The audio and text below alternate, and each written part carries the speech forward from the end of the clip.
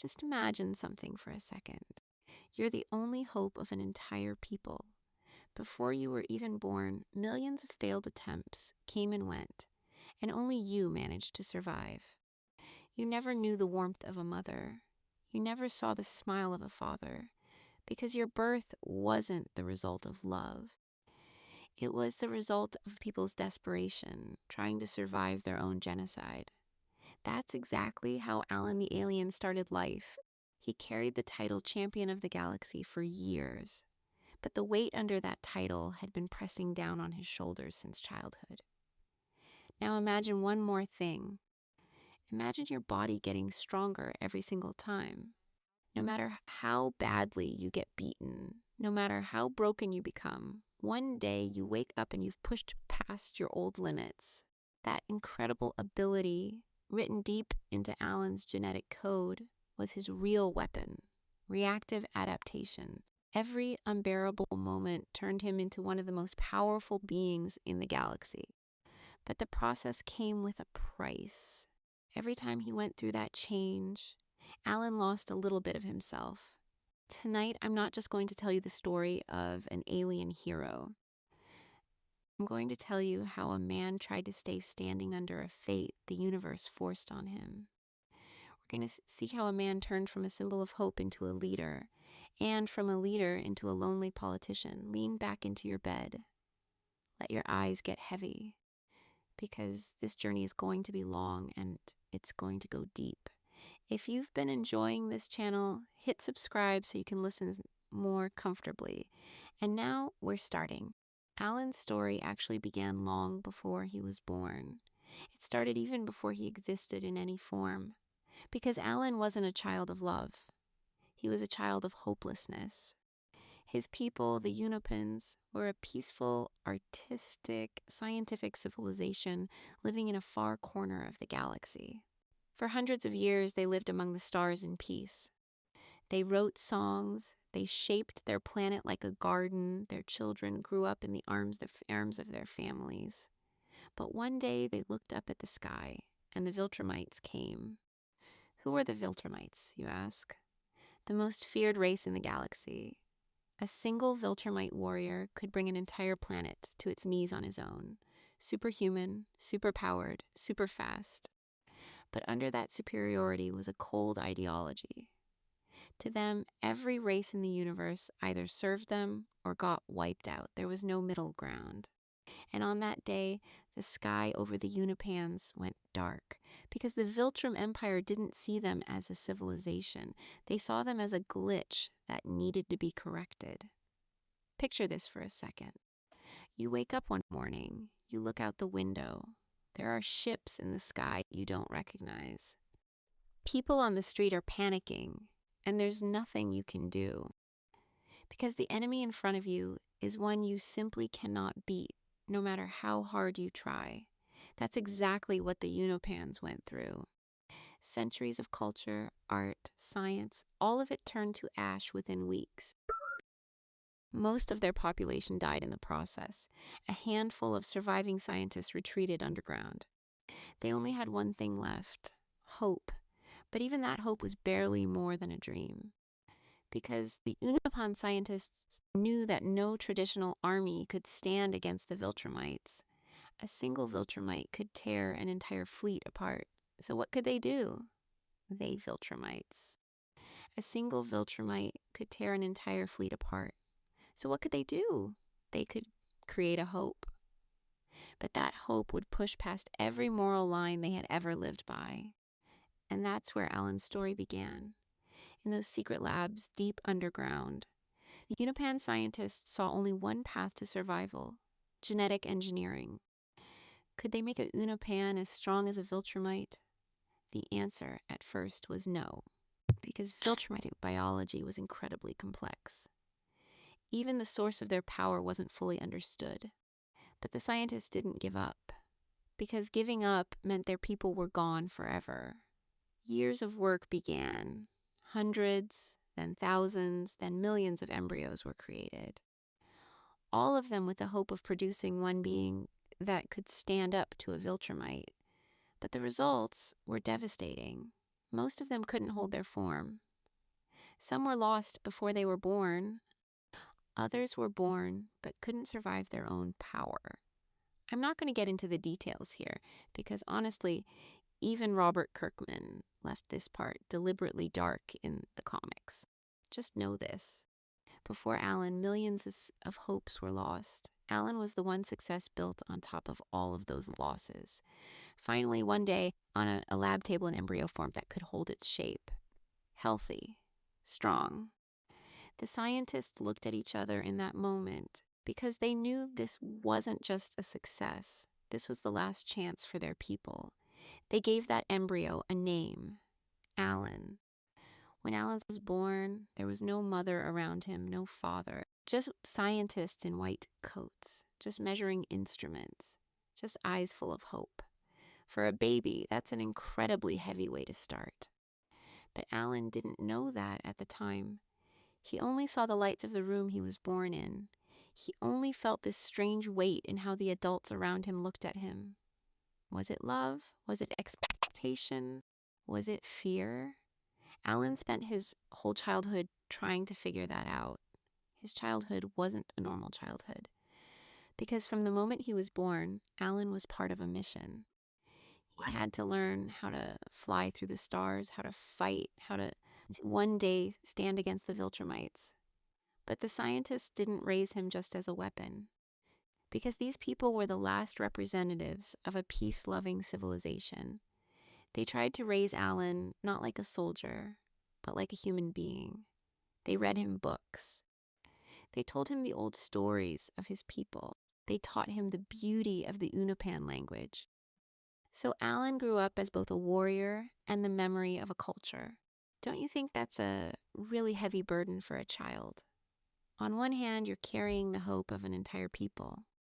On the other hand, you have to hold their culture, their language, their memory inside you. Honestly, I've always been amazed. Alan didn't break under that weight at such a young age, but there was something keeping him standing. Ambition. Drop a comment below. How does a child develop ambition under that kind of pressure? I think Alan had that ambition cultivated in him. It was the only thing keeping him alive. Years passed. Alan grew up. He became a young adult.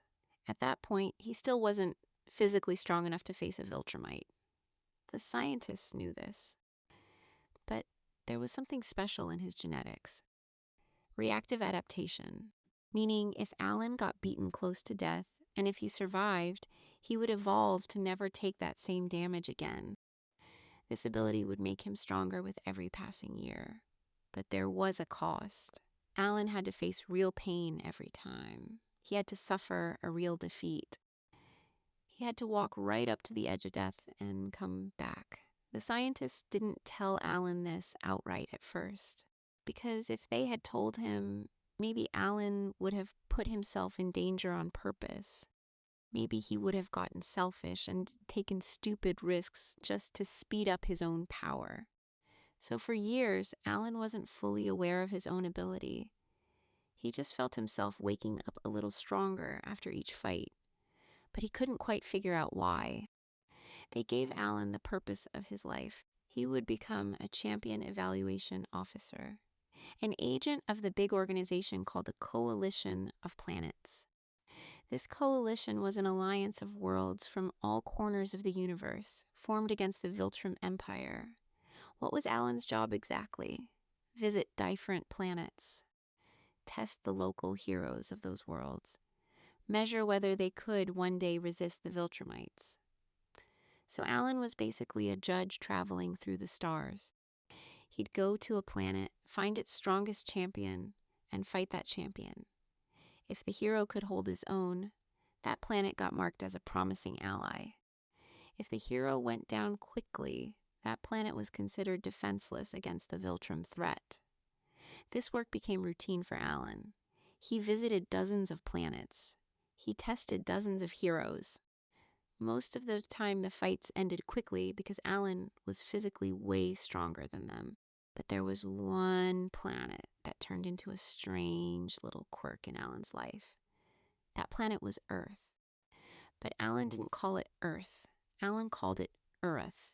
This is one of the most amusing details in the entire comic, because for years, 15 years exactly, Alan had no idea he was going to the wrong planet whenever he came to Earth. In the Coalition's records, that planet was listed as Urath. Some kind of mistake on the galactic maps, maybe a translation error, maybe a typo where someone's fingers slipped during data entry. Who knows? But the result was this. For 15 years, Alan kept coming back to Earth, fighting the person he thought was the planet's strongest hero. And every single time, that person was Omni-Man. Nolan Grayson. I caught myself laughing while reading these scenes because, honestly, I just picture it like this. Alan comes flying in from the stars, enters the atmosphere, hovers above a city, shouts at the top of his lungs, "Strongest hero of Urath, show yourself." Then Omni-Man shows up in the sky. The two of them fight for about half an hour. Alan usually gets his butt kicked. Then Alan heads back and reports to the Coalition. The planet Urath is still hopeless, he says. Their heroes are way stronger than us. This planet is a lost cause. But what would Alan have known? That Omni-Man was actually a Viltrumite. So every time, Alan was testing the exact opposite of what he thought. He wasn't testing Earth's defender. He was getting beaten up by a Viltrumite agent who had been planted there to control the planet. This went on for years. Alan kept coming back to that planet inside a mistake, without knowing the truth, and Nolan Grayson never bothered to tell him, "Hey, this place isn't called Urath, it's called Earth," because Nolan had his own plan. Fighting Alan was basically a workout for him. During that whole time, Alan accumulated power, meaning he got a little stronger after every fight. Reactive adaptation evolved him each time. But still, he never quite reached the level of a Viltrumite, because Nolan never pushed him to the actual death threshold. Nolan had no reason to kill Alan either. He wanted to stay hidden on Earth. If he killed Alan, the Coalition would have started paying attention. So the fights between them turned into a kind of dance. One day, Alan came back to Earth again, entered the atmosphere again, made his presence known again. But this time, Omni-Man wasn't there to meet him. There was someone younger. Someone with the same facial features, wearing a similar costume, but smaller, less experienced. This young guy's name was Mark Grayson, Invincible, Omni-Man's son. A young hero who hadn't yet built up any real experience in the stars, who didn't know anything beyond being a defender of his own planet. Alan saw Mark. His first thought was, this is someone new. Maybe Omni-Man's son. Maybe Urath is sending me an heir. Then he attacked Mark, because a job was a job. He had to test Mark. Mark was confused at first, because this weird alien had one eye, was floating down at him from above, and was calling him a Urathian. Mark answered him. "This isn't Urath. This is Earth." Alan paused for a second, because a piece of information he had carried inside him for 15 years just got revealed as wrong in a single moment. The planet he had been fighting on for years, the place he had been visiting, wasn't Urath. It was Earth. So that meant the man in front of him all this time, the man he had been fighting all these years, everything he had written in his reports. Alan stopped to think.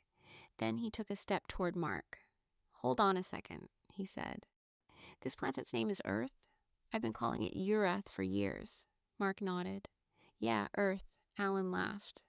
But it was a bitter kind of laugh, because in that moment, Alan realized that all the fights he'd had over the years had been with the wrong person. He started to wonder whether Omni-Man wasn't really a hero at all, but actually a Viltrumite, because there was no other way to explain how Omni-Man had beaten him so easily, so many times. This scene is one of the most beloved moments in the comics, because Mark and Alan first met as enemies, but with one conversation, with one correct piece of information, they became two of the best friends in the entire universe. Picture this for a second. A piece of information you've believed wrong for years gets corrected in a 5-minute conversation. And with that correction, the direction of your entire life changes. That's exactly what happened to Alan. Alan and Mark talked for a long time that day. Alan told Mark about the coalition. He explained what the galaxy looked like. He told him how dangerous the Viltrumites really were. Mark told Alan about Earth. He mentioned that his dad Nolan had been missing for a while. Alan stopped at that last part.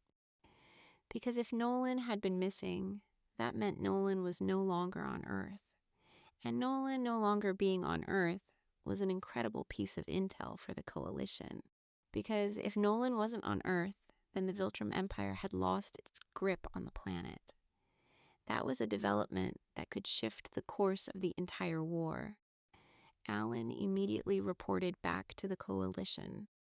As the agent who brought back this information, Alan instantly became one of the coalition's most valuable operatives. Now let's pause and think for a moment. Do you think this mistake was actually a mistake, or was it fate? Because if Alan hadn't come to Earth, if he hadn't met Mark, the coalition might never have found out that Nolan had left. Honestly, I think this is one of the most beautiful details in the whole comic. A single mistake, one typo, changes the course of an entire war. Drop a comment below. How do you see it? That first conversation between Mark and Alan wasn't just a meeting. That conversation was the beginning of one of the most beloved friendships in the universe. They were both lonely in their own way. Mark was just starting to understand the weight of his father's betrayal. Alan was carrying the hope of his entire people on his shoulders. They both had a lot to share, and they would end up needing each other in moments they never expected. Alan went back into space after meeting Mark, but he wasn't the old Alan anymore, because he had a friend now. In a far corner of the galaxy, on one specific planet, there was someone he could trust. Alan had never formed a bond like that in his entire life, because from the moment he was born, he was a man dedicated to a mission. Friendship, companionship, forming bonds, those weren't luxuries he'd ever had. But now he had a friend, and that woke something up inside him he hadn't noticed before, the desire to want something for himself.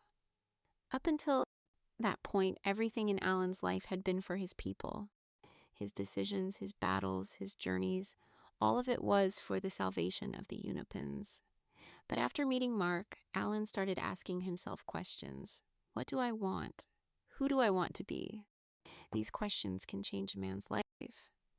And they changed Alan's. And right around then is when Telia came into Alan's life. Telia just showed up at the coalition headquarters one day. Alan stopped when he first saw her because Telia was different. She was different from everyone Alan had ever met. She wasn't a scientist. She wasn't a soldier. She wasn't a politician. She was just Telia, someone who stood on her own, had her own thoughts, who knew Alan was the hope of his people but didn't treat him like that. Alan's whole life, everyone had approached him through the lens of his mission. You're the hope of our people. You'll fight. You'll win. You'll sacrifice yourself. But Telia didn't look at him that way. Telia just looked at him as Alan, an alien, a man, a heart. Alan started spending time with her. He was shy at first because Alan didn't know how to love. From the moment he was born, no one had really given him love in the full sense of the word. The scientists had raised him, but that wasn't the same as growing up in a family. It was growing up with a mission. So when it came to love, Alan was basically a grown-up baby. Telia noticed this, but she didn't judge. Telia wasn't a scientist, but she was an expert at reading people. She was always gentle when she got close to Alan. She never tried to push too close too fast. She never told Alan something like, "Your life can't always be like this." Telia just stayed by his side. One night, Telia asked him a question. She said, "Have you ever in your whole life wanted something just for yourself?" Alan thought about it. Nobody had ever asked him that before, because his life had always been for his people. Wanting something for himself had always felt selfish.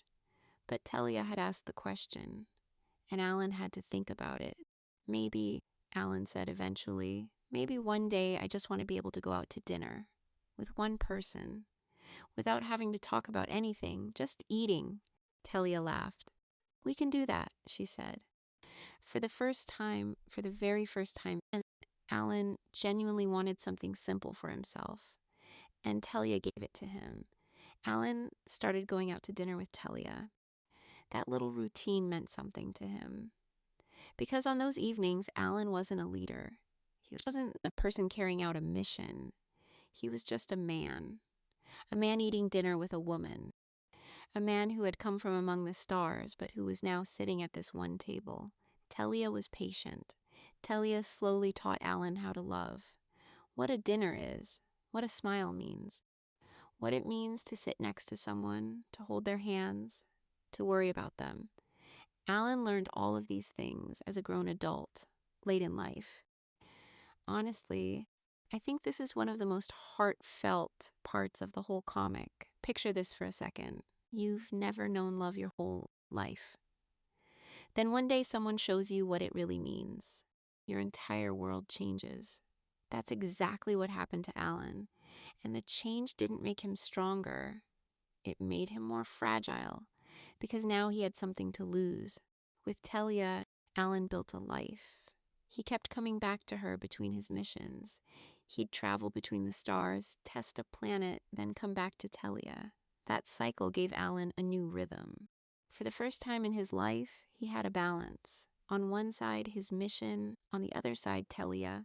On one side, his people. On the other side, his own life. For the first time, Alan lived like a real man. But you know how it is with big stories. Happiness never lasts long, because the drama has to come. And that's what happened in Alan's life too. Because the coalition started giving him more and more dangerous missions every day. Alan wasn't just a regular champion evaluation officer anymore. He had become one of the coalition's most trusted operatives.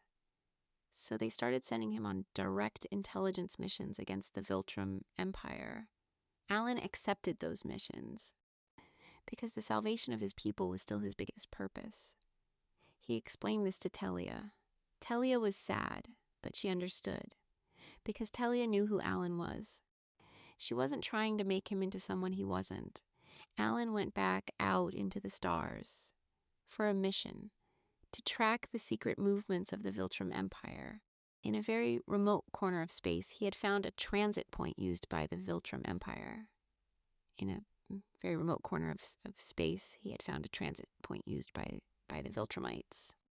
He would observe it, record everything, and bring the intel back to the coalition. A simple observation job, but that night, out in those distant stars, Alan walked into a trap. 3 Viltrumite warriors were waiting for him, because they had tracked him, because they knew he was gathering intelligence, because eliminating him had been in their plans for a month. 3 godlike beings suddenly surrounded Alan. He tried to defend himself, but facing 3 to 1, not even against 1 Viltrumite, but 3 of them at the same time, was way beyond Alan's power level at the time. I'm going to speed through this part a little because I don't want to get into too much detail. Just let me say this. Alan ran into the 3 toughest opponents you could possibly face all at once that night. They beat him badly. Alan's body was literally torn apart. Every one of his bones was broken. Every organ was damaged. The 3 Viltrumites left him for dead, because Alan didn't even appear to be breathing anymore. But Alan didn't die, because Alan had that hidden thing in his genetics, reactive adaptation. His body, even on the edge of death, was doing something. Quietly, slowly, all the way down to the cellular level, a transformation was starting. The coalition found Alan in the wreckage of stars, in the condition they believed was dead. They got him onto an emergency medical ship. The doctors watching him couldn't believe what they were seeing, because this wasn't an ordinary medical case. This was watching the evolution process happen in real time. Alan lay in a coma for weeks. He was alone, because his condition was so serious that while his body was rebuilding itself from the inside out, the doctor's interventions were limited. There were only medical instruments around Alan, just monitors, just a quiet hospital room. Talia wanted to come visit him, but the doctors wouldn't allow it, because Alan's body was going through such an unpredictable process that nobody was supposed to enter the room. Alan later said he had strange dreams while in the coma. He saw his childhood. He saw the scientists. He saw the cold lights of the lab he was born in. But this time, in the dream, there was something different. A woman was there too. Could she have been his mother? Maybe. Maybe it was just a vision created by Alan's subconscious, because Alan had never known his mother. But in this dream, that woman said something to him. "You're our dream," she said. "But don't stay only as our dream. Live your own life too." When Alan heard those words in the dream, for the first time he felt himself stepping outside the burden he had carried from the day he was born. One day Alan opened his eyes. He looked around. There was a nurse at the head of his bed. Alan looked at her. The nurse gave him a friendly look. "Good morning, Alan," she said. "You're looking good." Alan was surprised, because his body felt strange. Stronger. A lot stronger. But Talia wasn't there, because Talia hadn't been allowed in. When Alan realized this, he felt sad for a moment, because he had wanted Talia to be the first person he saw when he woke up for a moment. Because he had wanted Talia to be the first person he saw when he woke up. But it didn't happen that way. After a while, the nurse told him something. "Great Thetis is coming to see you," she said. Alan nodded, because the leader of the coalition was personally checking on him. That showed how important the case was. Thetis walked into the room. Alan tried to stand, but Thetis held up his hand. "Sit down, Alan," he said. "You just recovered." Alan sat back down. Thetis looked him over. "It's good to see you in one piece, my friend," he said. Alan smiled. "It's good to be in one piece, sir," he said. Thetis kept talking. "You're a lot more than just one piece, Alan," he said. "I've been following your recovery. You must have noticed you're stronger now, but I don't think you understand exactly how much stronger you are. Our measurements aren't precise yet, and more tests are needed to confirm it. But right now, possibly even past it, you've reached the strength and durability of a Viltrumite. With more training, you might even surpass them." Alan froze when he heard those words, because the Viltrumites were the strongest beings in the universe. Alan had been raised to stand against them, and now Thetis was telling him he was at a Viltrumite level. That was incredible information. "How can you make a comparison like that?" Alan said. "The Coalition doesn't have precise records on Viltrumite power levels. Where are you getting this from?" Thetis stayed silent for a moment. Then he turned to the nurse. "Give us a moment, please," he said. "I need to speak with Alan privately." The nurse nodded her head. "Of course, Great Thetis," she said. Then she left the room. She closed the door behind her. Alan and Thetis were alone. Thetis looked at Alan. The man who had been his mentor for years, the leader who had given him orders for years, was now about to share a secret with him. "I know the specific power levels of a Viltrumite, Alan," said Thetis. Alan looked at him. "How?" he said. "Because I am a Viltrumite," Thetis said. Alan froze, because that statement had just changed his world. The man he had served under for years was a member of the very race that had destroyed his people. Alan didn't know what to say. "Don't say anything," Thetis said. "I know this must come as a shock. I was the first Viltrumite to ever rebel against the Empire. I founded the Coalition to defend the universe against the evil of my own people. For years I thought I was alone, the only Viltrumite who dared to rebel. until you brought me the story of the other one on Earth, until you told me about Invincible. Alan took those words in because Thetis saw Mark as a hope, a bridge, a man who could turn the Viltrumites against their own people. Thetis continued, he's the key to this age-old struggle between the Coalition and the Viltrum Empire. We can use him to bring more Viltrumites over to our cause, to weaken the Viltrum Empire even further, to finally tip the Viltrumites over to our cause, to weaken the Viltrum Empire even further, to finally tip the balance in our favor. Then Thetis added something. You need to prepare for a return trip to Earth as soon as possible. I want to speak with this Invincible. Alan nodded. His body was still recovering. But there was already another mission in front of him. To bring Mark to Taliskria. To bring one of the most important men in the galaxy to the heart of the Coalition. A few days after leaving the hospital, Alan reunited with Telia.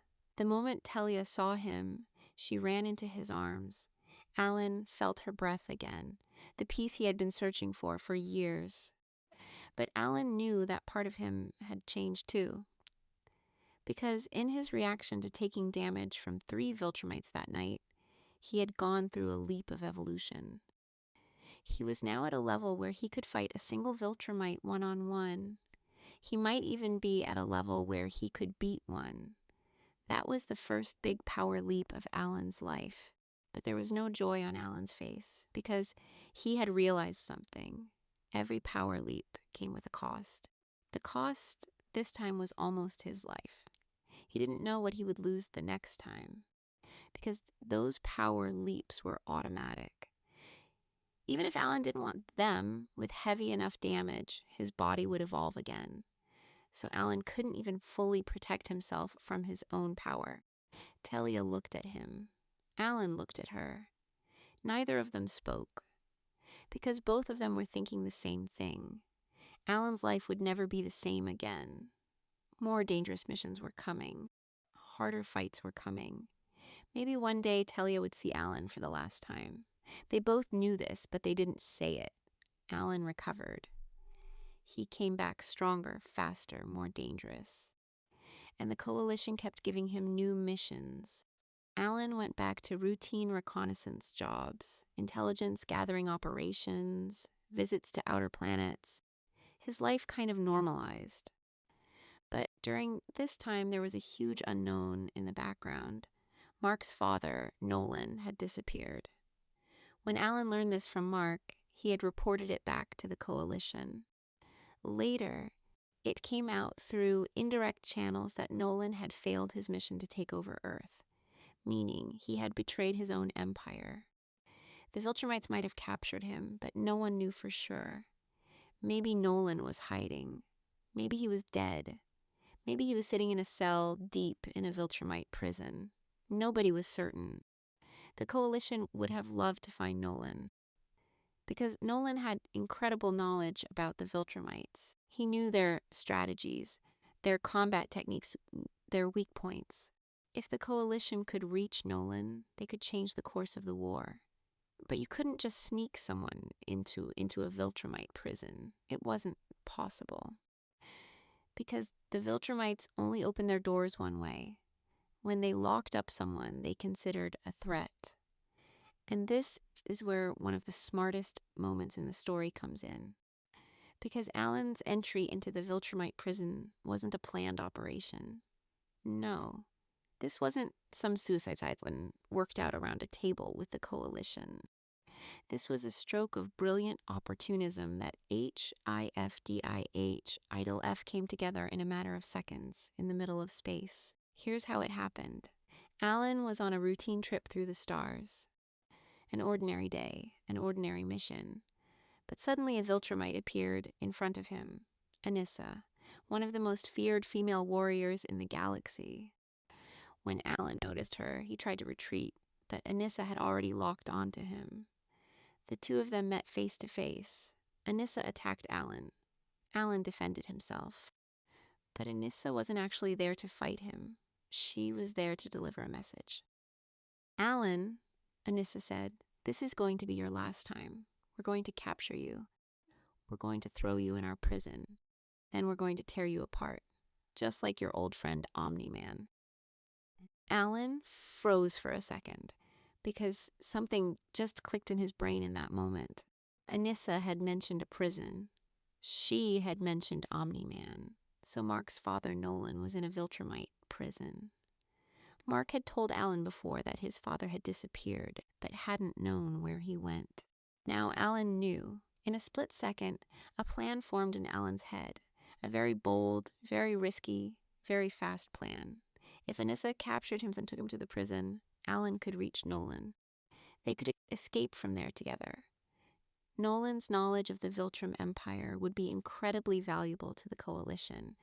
But for that, Alan had to stop fighting.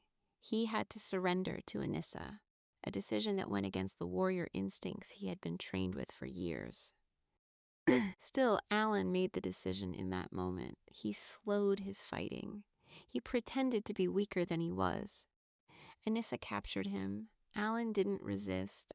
Just picture this for a second. You've been raised as a warrior your whole life. Your enemy is in front of you. And you, for one tactical moment, willingly hand yourself over to them. The people around you will think you got beat. Maybe you'll go down in history as someone who lost. But you know it's a game. It's a move. That's exactly what Alan did. An incredibly brave move. This plan was invented on the spot, so Telia didn't know about it. The Coalition didn't know either. Alan couldn't tell anyone because there was no time. Anissa grabbed him quickly, took him to a Viltrumite ship. They chained him in the corridor of a ship. Then I don't even want to think about the beating Alan took. Because the Viltrumites had seen a Unopan who stood up to them. To them, Alan wasn't just a threat. He was an insult. Because the fact that the Unopans had raised a warrior against them was like a slap to their pride. Meanwhile, back on Talos Crya, Telia was waiting. There was no word from Alan. A day passed. 2 days passed. A week passed. Telia was getting worried. The Coalition was getting worried. Because Alan's mission was a routine one, he shouldn't have been delayed this long. Slowly, the worst-case scenario started forming in everyone's mind. Maybe Alan had been captured. Maybe he was dead. Maybe he was lost forever. Telia couldn't sleep at night. She would sit by the window. She would stare up at the stars. She kept hoping Alan would come back one day. But as the days went by, that hope slowly faded. For Telia, this might have been a harder wait than any battle Alan had ever faced. Because for Telia, this might have been a harder wait than any battle Alan had ever faced. Because at least in a battle, she would have known what was happening. Now, she didn't know anything. They took him to the prison. Alan found himself in his cell. He looked around. This wasn't a simple prison. This was one of the deepest, darkest, most hopeless places in the universe. The walls were empty enough to darken your mind. The sounds were muffled. There was almost no air. Someone who stayed inside more than an hour would either go mad or just give up. What did Alan feel that first night in that cell? Honestly, I think this is a moment the comic never spells out. But you can imagine it. Because Alan was lying alone, in a cell where even the light was barely there, on a planet he didn't know, far from everyone he loved. He must have been remembering Telia. He must have been thinking about Mark. He must have been thinking about his people. But all of them were far away. In that cell, there was just him. A lonely man in the middle of a massive mission. Alan made it through the night, then a day, then a week. Inside the cell, the concept of time disappeared because there was no daylight. He couldn't see the stars. Just the footsteps of the guards on patrol. Just the metallic sound of food trays. Just his own breath. But Alan didn't lose his mind because Alan had a goal. That goal kept him standing in the cell because without a goal, Alan could have ended up like the other prisoners. Lost his mind. Given up. Sitting against the wall with empty eyes. But Alan's eyes weren't that empty. there was still a spark in them. They took him to the prison. Alan found himself in his cell. He looked around. He searched for the other prisoners with his eyes. Eventually, he found Nolan. Nolan was looking at him, too. Alan recognized Nolan, the man he had fought for years, the man he had run into on that planet he thought was Urath. Now, in front of him, as a prisoner, his body was bloody, his face was bruised, because the Viltrumites had been keeping him through torture for years. But they couldn't really talk during that first meeting, because the Viltrumite guards were watching everything. One of the guards yelled at Alan, "Move it, scum!" Nolan just gave him a look, then conveyed it with his expression, as if to say, "We'll talk later." The two of them looked at each other for a moment. Then the guards took them to their separate cells. Now here's where it gets interesting, because Alan later discovered something else. One of the new abilities his body had gained during the evolution was telepathy. So now Alan could reach another consciousness with his mind. This ability would be worth its weight in gold in that prison, because the Viltrumite guards could listen even beyond the walls, but they couldn't listen to thoughts. At night, sitting in his cell, Alan would concentrate. He would reach out to Nolan's consciousness. He established a telepathic link. Nolan was surprised at first. Then he understood. The two of them started having silent conversations, mind to mind, without the guards hearing a thing. Alan told him about Thetis, about what the Coalition had raised him for. He talked about Mark, about how important he could be in this war. Then about his plan. The plan to break NLF High I All High LH IDB IH8 Nolan out of this prison. Alan told him, "I'm a lot stronger than I used to be. I can shatter these walls." "You need to know this too, because we're getting out of here together." Nolan didn't agree at first, because Nolan was still a Viltrumite inside. He didn't want to betray his people, no matter how distant from them he had grown. It was a tough decision. Alan gave him time. The conversations between them stretched longer and longer. Because Alan talked about other things too. He talked about Telia. He said he loved her, but he said his people's reproduction rules separated them. He explained that the Unopans had almost been wiped out years ago, so they enforced strict mating laws to survive. Alan and Telia couldn't be together because Alan was the last hope for the Unopans, and his reproduction was planned in a different way. Hearing this changed Nolan, because Nolan was going through a similar kind of conflict inside. He was feeling things a Viltrumite wasn't supposed to feel. His love for Mark, his love for Debbie, the questioning of his life. "I know how you feel," Nolan said. "Maybe not exactly, but I'm carrying feelings that contradict everything I believed in. My whole existence is being questioned. I'm feeling a love I never felt before, a love that only gets stronger in its absence. And as a Viltrumite, I shouldn't be experiencing this feeling." Then they talked about other things, those ridiculous encounters they had in Earth orbit years ago. The old days when they didn't know anything about each other. Alan told him he had thought it was Urath. Nolan laughed. The first time he laughed as a prisoner in a cell, because those memories now belonged not to two enemies, but to two men.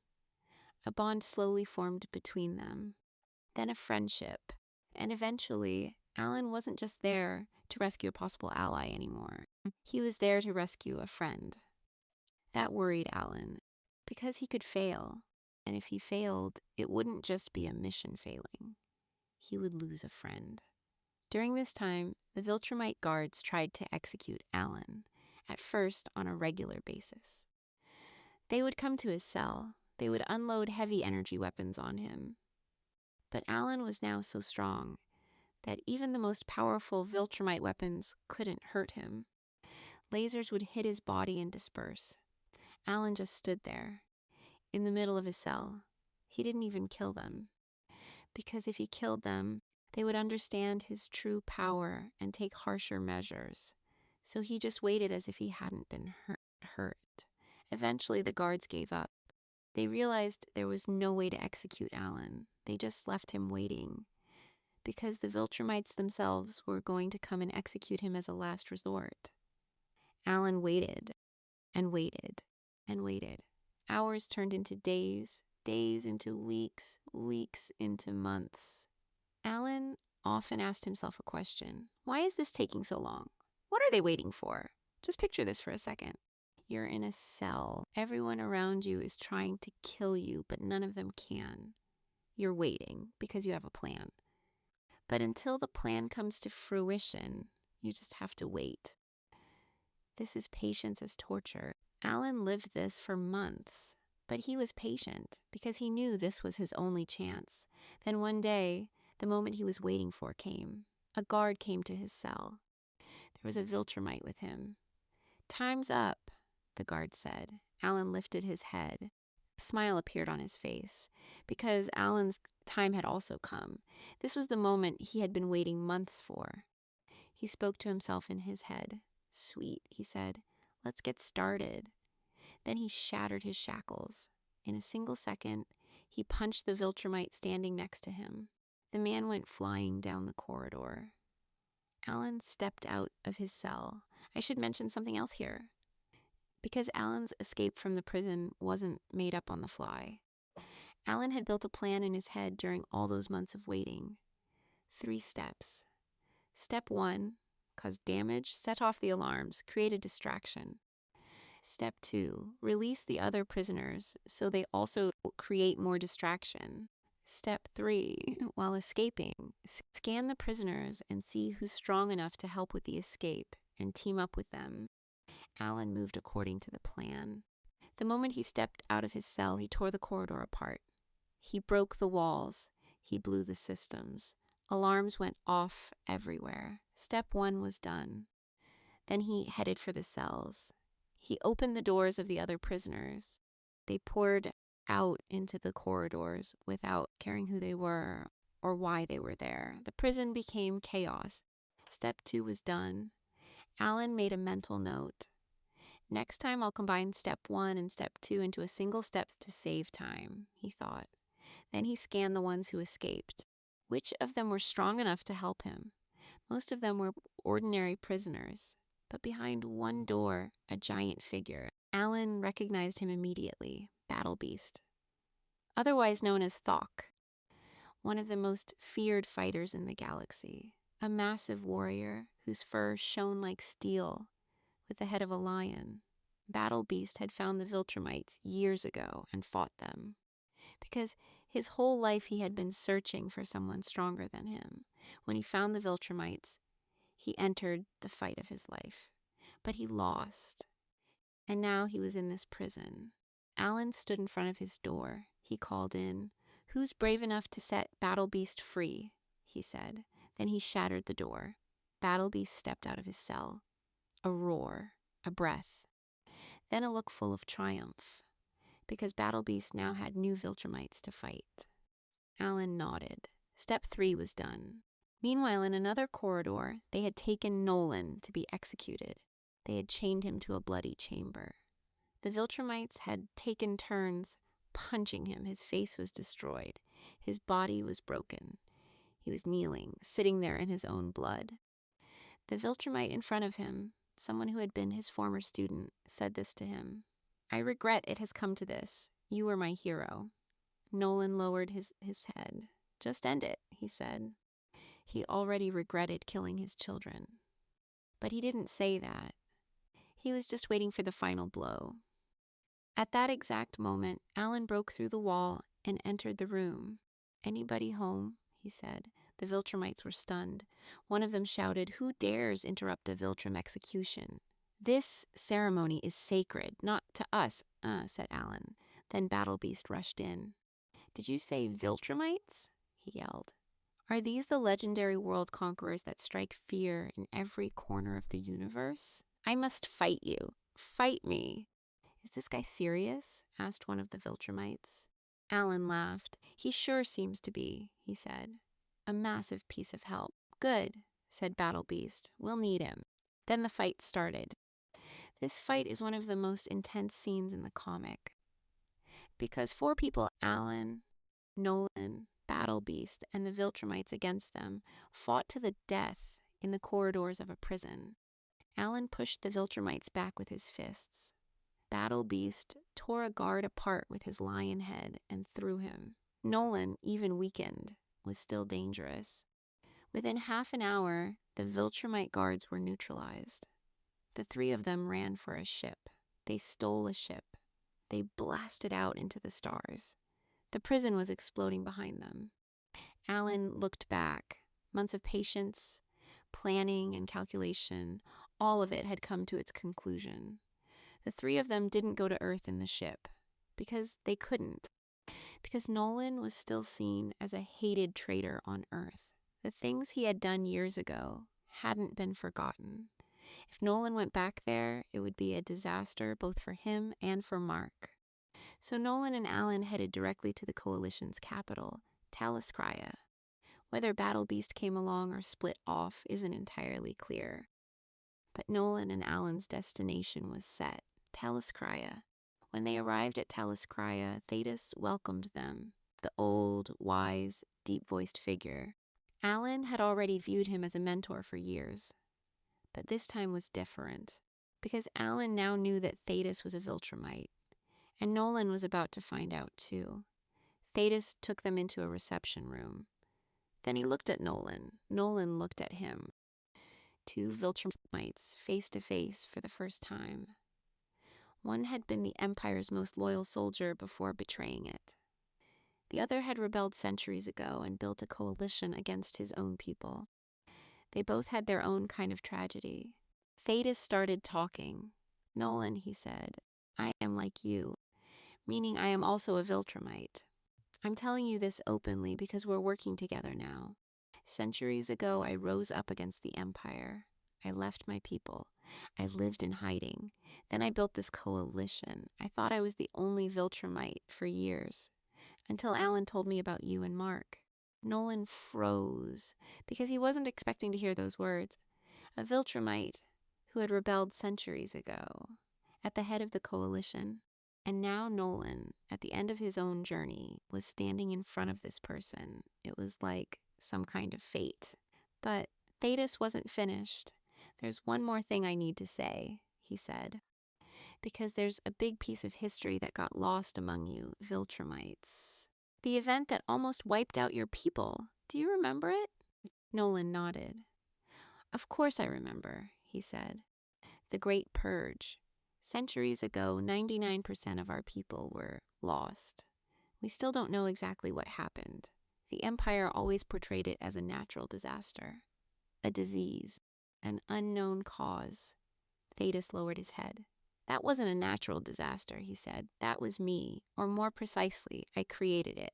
The Scourge virus, also known as the Plague virus. I developed it to weaken the Viltrumites. Then I released it. It wiped out 99% of my people. Nolan's face went pale, because a story he had been taught his whole life just crumbled in a single second. The Great Purge wasn't a natural event. It was an attack. And the man standing in front of him was the architect of that attack. The man who had almost wiped out his people. The same man who was now his ally. Alan was listening to this conversation too. He was also in shock, because Alan had been working under Thetis for years, but he hadn't known he had this kind of past. He had sat at the table with the man who had almost wiped out his own people, multiple times. That was big information for Alan, too. Thetis continued. This virus is still in the Coalition's hands, he said. A contained version of it. It could one day be used as a last resort. But there's a big danger, too. Because the virus doesn't only harm Viltrumites. It also harms humans. If it were ever released onto Earth one day, it could wipe out humanity along with the Viltrumites. That's why we keep it hidden. Alan took this information in because in that moment he understood that this virus could one day actually be used as a last resort. But until that day, the Coalition was keeping it hidden. Alan didn't forget that. The name of this virus would come up again in his life later on, and in a very destructive way. Nolan stood up. He walked outside for a moment because there was a lot to process. It wasn't easy to sit next to the man who had killed 99% of your people. But Nolan knew that the old Viltrum Empire wasn't innocent either. His people had conquered thousands of planets. They had wiped out millions of lives. Maybe Thaddeus's action had been a reaction. It wasn't the right action, but Nolan could understand it. Alan was left alone with Thaddeus. "Why didn't you tell me this before?" he said. Thaddeus lowered his head. "Because you weren't ready, Alan," he said. "Now you're ready. Because you're more than just a hero now. You're a witness of history. That's why I needed to inform you on a deeper level." Alan nodded. This information settled on his shoulders as a new burden. Because he wasn't just an agent anymore. He was someone standing next to a leader, knowing his history, carrying his secrets. That was a big responsibility. Mark and Nolan's reunion didn't happen on Talos, but on Earth. Because there was a big war approaching. The war between the Viltrumites and the Coalition. They called it the Viltrumite War. For this war, the Coalition needed Mark. His enormous power, his combat capability had to be at the front line. But Mark was on Earth, and they had to call Mark from Earth. For this mission, Nolan himself volunteered, because Mark was his son. Nobody could, like LLFLIHDFHH convince him like Nolan could. Nolan left Tailskria. He headed for Earth among the stars. With him was a Coalition agent, an orange warrior known as Tech Jacket. They entered Earth's atmosphere. They glided down toward Mark's house. At that moment, Mark was sitting in front of his house with Eve. The two of them were talking, trying to work through some old problems. Mark was talking about some of the mistakes he had made recently. Eve was listening to him, trying to understand. It was actually a really beautiful moment. The two of them were getting close again. At that exact moment, Nolan arrived. He came down from the sky with Tech Jacket. Mark saw his father. He paused for a second, because he hadn't seen his father in a long time. Nolan came closer. He took another step. Then he said this. "It is time, son. You are needed. The time for war is upon us." Mark froze, because he had really come, his father, from between the stars, to call him to war. Eve was in shock too, because she hadn't understood what was happening. She just saw Nolan there, and she felt that the whole dreamlike scene was suddenly ending. Then Nolan walked inside, into Mark's house, through the entrance, because Nolan needed to speak with one more person, Oliver, Mark's little brother. Oliver was reading something in his room. Nolan walked into his room. "I'd like to talk to your brother," he said. Oliver was surprised when he saw him, because Oliver didn't remember Nolan much. Nolan had only seen him when he was very small. Now he was grown, more conscious, standing across from him as a brother. Nolan said this to him. "You recognized me, son. I've missed you so much. You've grown so much since I last saw you. Tell me everything about your life on Earth. What you've learned, what you've experienced. I want to know everything." Oliver looked up. He wanted to start telling him right away, but didn't know where to start. "There's so much," he said. Nolan nodded. "Maybe we can talk more on the journey," he said. "I've changed my mind. I think you should come with us too. There's so much you can learn." Oliver's eyes lit up. "Of course," he said. He wanted to come right away, because he was also kind of a warrior in his own right. A young person whose rapid aging had made him mentally far advanced for his years. Watching a Viltrumite war, even participating, was an incredible opportunity for him. Mark and Oliver got ready. They said goodbye to Eve. Eve was sad, because Mark was leaving her again, but Eve understood, because this time the matter was a galactic war. Mark would have to come back. Eve stayed behind. The three of them boarded a Coalition ship. They blasted out among the stars. They headed for Tailskria. Mark talked with his father on the way. with Oliver too. The family was together among the stars, a family Mark hadn't seen in years. Meanwhile, Alan wasn't idle either, because for the coming war, the coalition had to gather all its allies. Mark and Nolan alone weren't enough. They needed more powerful warriors. Alan sat at his desk, looked at the list of allies. He stopped on one name, Zach Thompson. Who was Zach Thompson? Someone better known as Robot. One of the more interesting characters in the comic. He was actually a consciousness inside a robot from the very beginning. Later, he got a new young body from Rex Splod's DNA and gave himself the name Zach Thompson, a young, smart, calculating hero. I want to make a side note here, because show watchers might be confused. In the Amazon Prime show, this character isn't Zach. She's Zoe, as in treated as a female character. Same intelligence, same calculation, same complex moral structure, but shown as a woman in the show. In the comics, it's a man. We don't really know why Robert Kirkman made this change.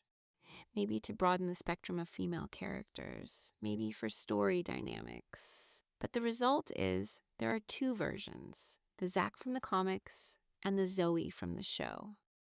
Since this video is based on the comics, we're going to talk about Zach. Alan called Zach because Zach's intelligence was priceless in a war. He could do strategic planning. He could analyze enemy tactics. He didn't have the physical power of a Viltrumite, but his brain was a different kind of weapon. Alan sent him a message. Through the interstellar communication line, Zach was on Earth. When he got the message, he thought about it for a second, because he was busy with his own battles on Earth too. But Alan explained the galactic picture to him. The Viltrumites are hiding, reproducing, getting stronger. If they aren't stopped now, they'll spread across the whole galaxy. Earth will be affected too. Zach was convinced, because Zach's logic saw exactly this. Not the small picture, but the big picture. If the Viltrumite threat was solved only on Earth, it wouldn't really be solved. It needed to be cleaned out of the whole galaxy. Zach got ready. He boarded a spaceship. He headed for Taliskria. Alan waited for his arrival. Because Zach would be in a strategic position throughout the war. He might not go into the field, but in the operations center, at the planning table, his intelligence would be decisive. Honestly, I really love Zach's role in this story, because he's a character who doesn't fight by throwing punches like Mark does, but by using his brain. In an intergalactic war, there's a place for every kind of talent. For fists, for brains, for patience, for speed. Zach would fight with his brain. And the fact that Alan called him showed Alan's leadership vision. Alan wasn't just gathering the strong. He was also gathering the smart, the calculating, the planners. Because Alan knew this war couldn't be won by force alone. But the journey didn't go peacefully. Because the Viltrumites were watching them. They had noticed them leaving Earth. And before the big war, they had planned an attack to destroy the coalition's biggest weapon. The attack came among the stars. Suddenly, massive figures appeared blocking their ship. Conquest at the front, one of the most feared Viltrumite warriors, with him other Viltrumites. All of them attacked the ship. Mark, Nolan, and Olear entered the fight. A battle began inside the ship among the stars, and Mark, Nolan, and Oliver entered the fight. A battle began inside the ship. Among the stars, in the emptiness of space, they were face to face with the Viltrumites. This was Mark's first entry into the war. You could also call it the first real engagement of the Viltrumite War. Alan was in another corner of space at the time, too far away with his ship to reach this attack. The fight was intense. Conquest in particular was terrifying. His punches could break stones, shake planets. Mark faced off against him. His father Nolan fought beside him. Oliver fought too with his own power. 3 of them against the Viltrumites all at once. Mark eventually beat Conquest, but he paid a heavy price. because Conquest was one of the most feared Viltrumite warriors in the galaxy. Mark went toe-to-toe with him in a punching match that lasted minutes, even hours. Conquest knocked him to the ground over and over. Mark slammed Conquest into walls over and over. Eventually, Mark finished Conquest. But he was wounded so badly, he was almost destroyed. Every bone in his body was broken. His organs were damaged. His face was unrecognizable. The ship was wrecked in the battle. The three of them crashed onto the surface of a planet, a remote, quiet planet. There was life there, but no civilization. Nolan and Oliver laid Mark down on the ground. Mark was breathing but unconscious. His body had started healing itself, but that process could take weeks, even months. Because as powerful as Viltrumite physiology was, this kind of damage needed time. Nolan and Oliver started feeding Mark on that planet.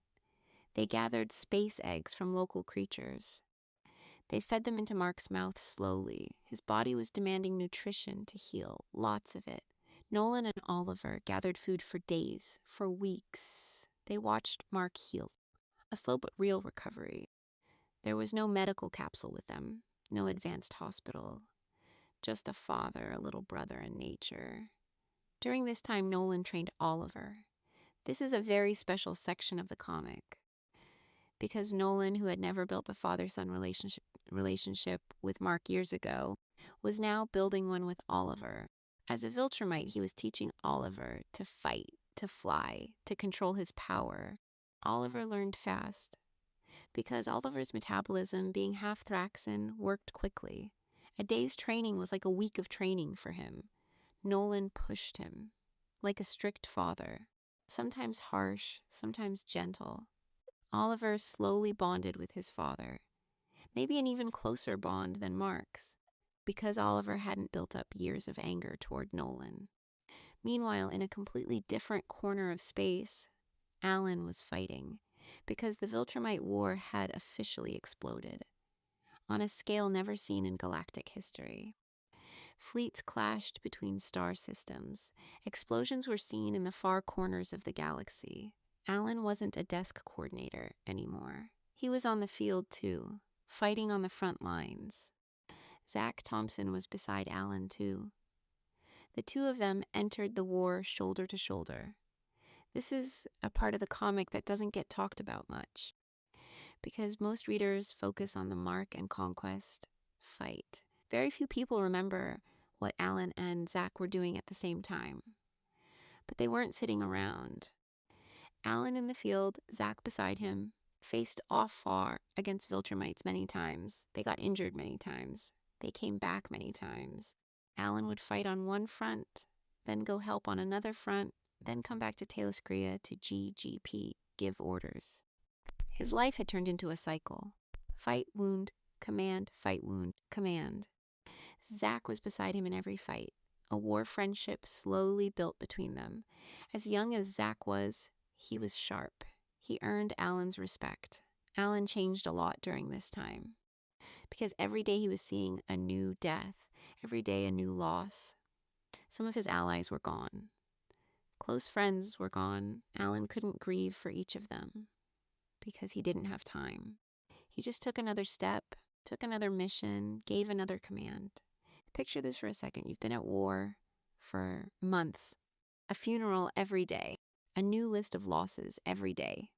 You can't grieve because you don't have time to stop. If you stop, you get crushed. So you keep going, you keep going, you keep going. But something inside you starts to die. That's exactly what Alan lived through in these months. The old Alan, the witty, light, cheerful alien, was slowly disappearing. A war veteran was taking his place. Telia waited for Alan on Taliscria. Alan sent her messages regularly, but they couldn't meet. It's because Alan was constantly in the field. Telia understood, but it was hard on her too, because she was watching another person slowly form inside the man she loved. Telia wrote him a letter once. "Alan," she said, "when the war ends, will you come back? Or will the one who comes back not be you?" When Alan read this letter, he paused for a moment, because he didn't know the answer. Months later, one day, news came. Mark woke up. On that distant planet, under the care of Nolan and Oliver, his body had healed. He was even stronger, because Viltrumite physiology worked like that. After healing from heavy damage, you came back stronger. Mark could now join the war. Nolan and Oliver got Mark up. The three of them blasted back to the stars. They headed for Telescria. The family was together again. But this time Mark was a little more mature, a little more conscious, a little more experienced. Fighting conquest had matured him. Being alive, coming back from the edge of death, had given him a new perspective. When Mark, Nolan, and Oliver arrived at Teloscria, the place was a war zone, because the Viltrumites had launched a major direct attack on Teloscria at that moment. Alan and Zach were right in the middle of it, fighting Viltrumites face to face under the sky. Explosions all around them, half the buildings destroyed. Coalition soldiers trying to hold their ground everywhere. Mark, Nolan, and Oliver landed and fell straight into the war. No greetings, no hugs, no welcome home, just fighting. As he descended from above, Mark grabbed a Viltrumite and smashed him to the ground.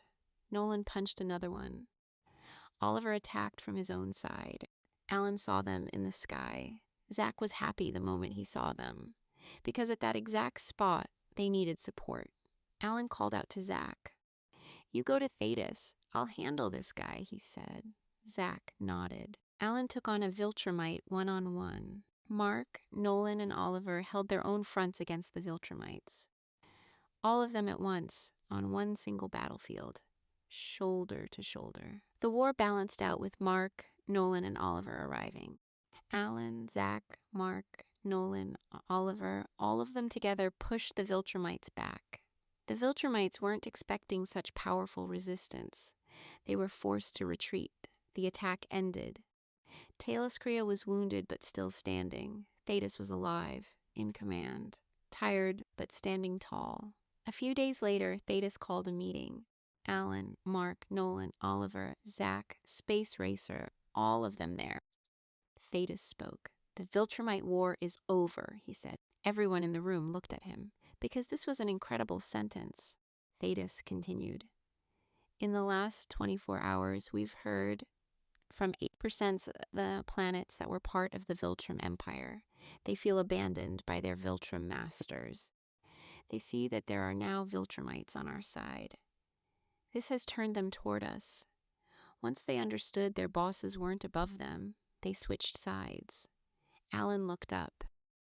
"So has the war been won?" he said. Thetis shook his head.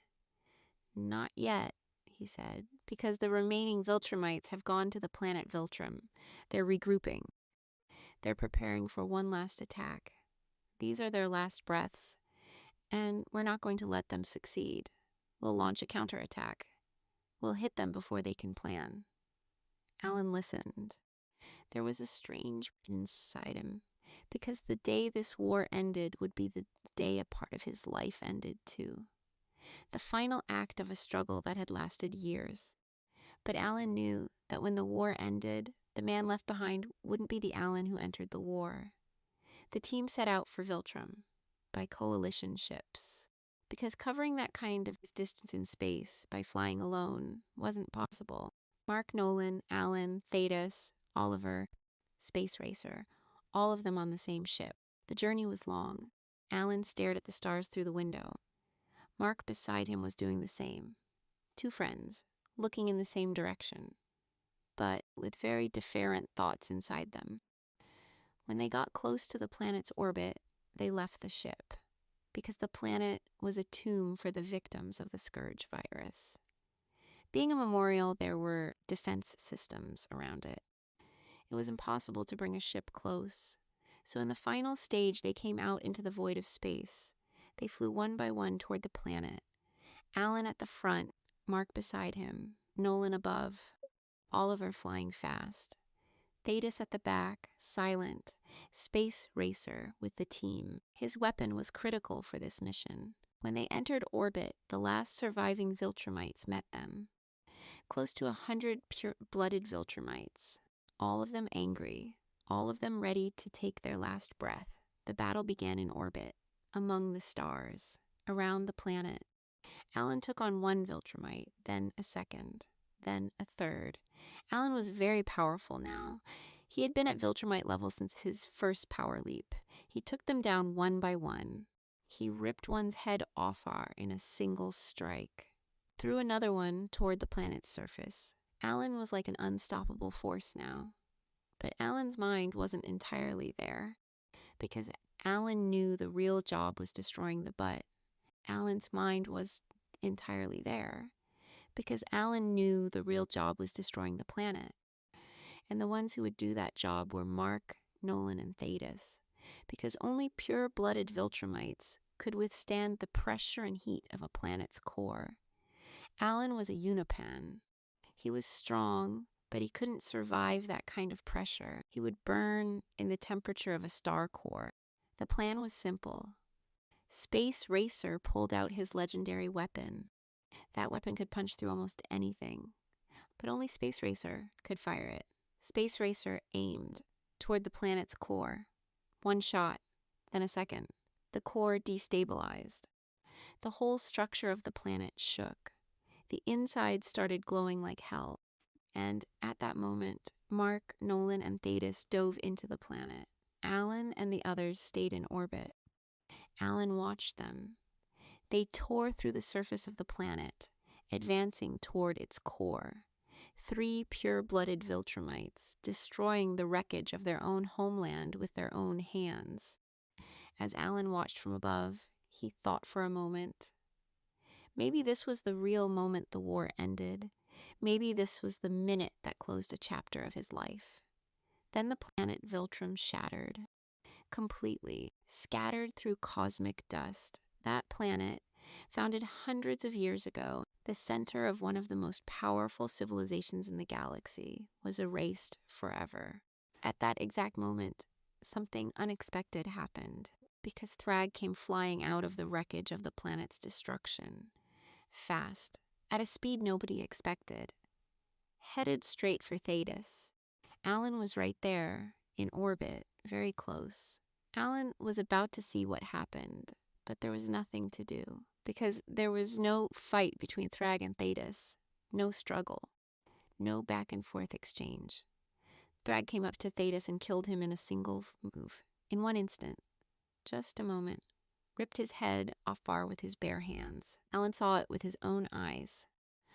Honestly, I was shocked when I read this scene, because Thetis was one of the most powerful Viltrumites in the universe.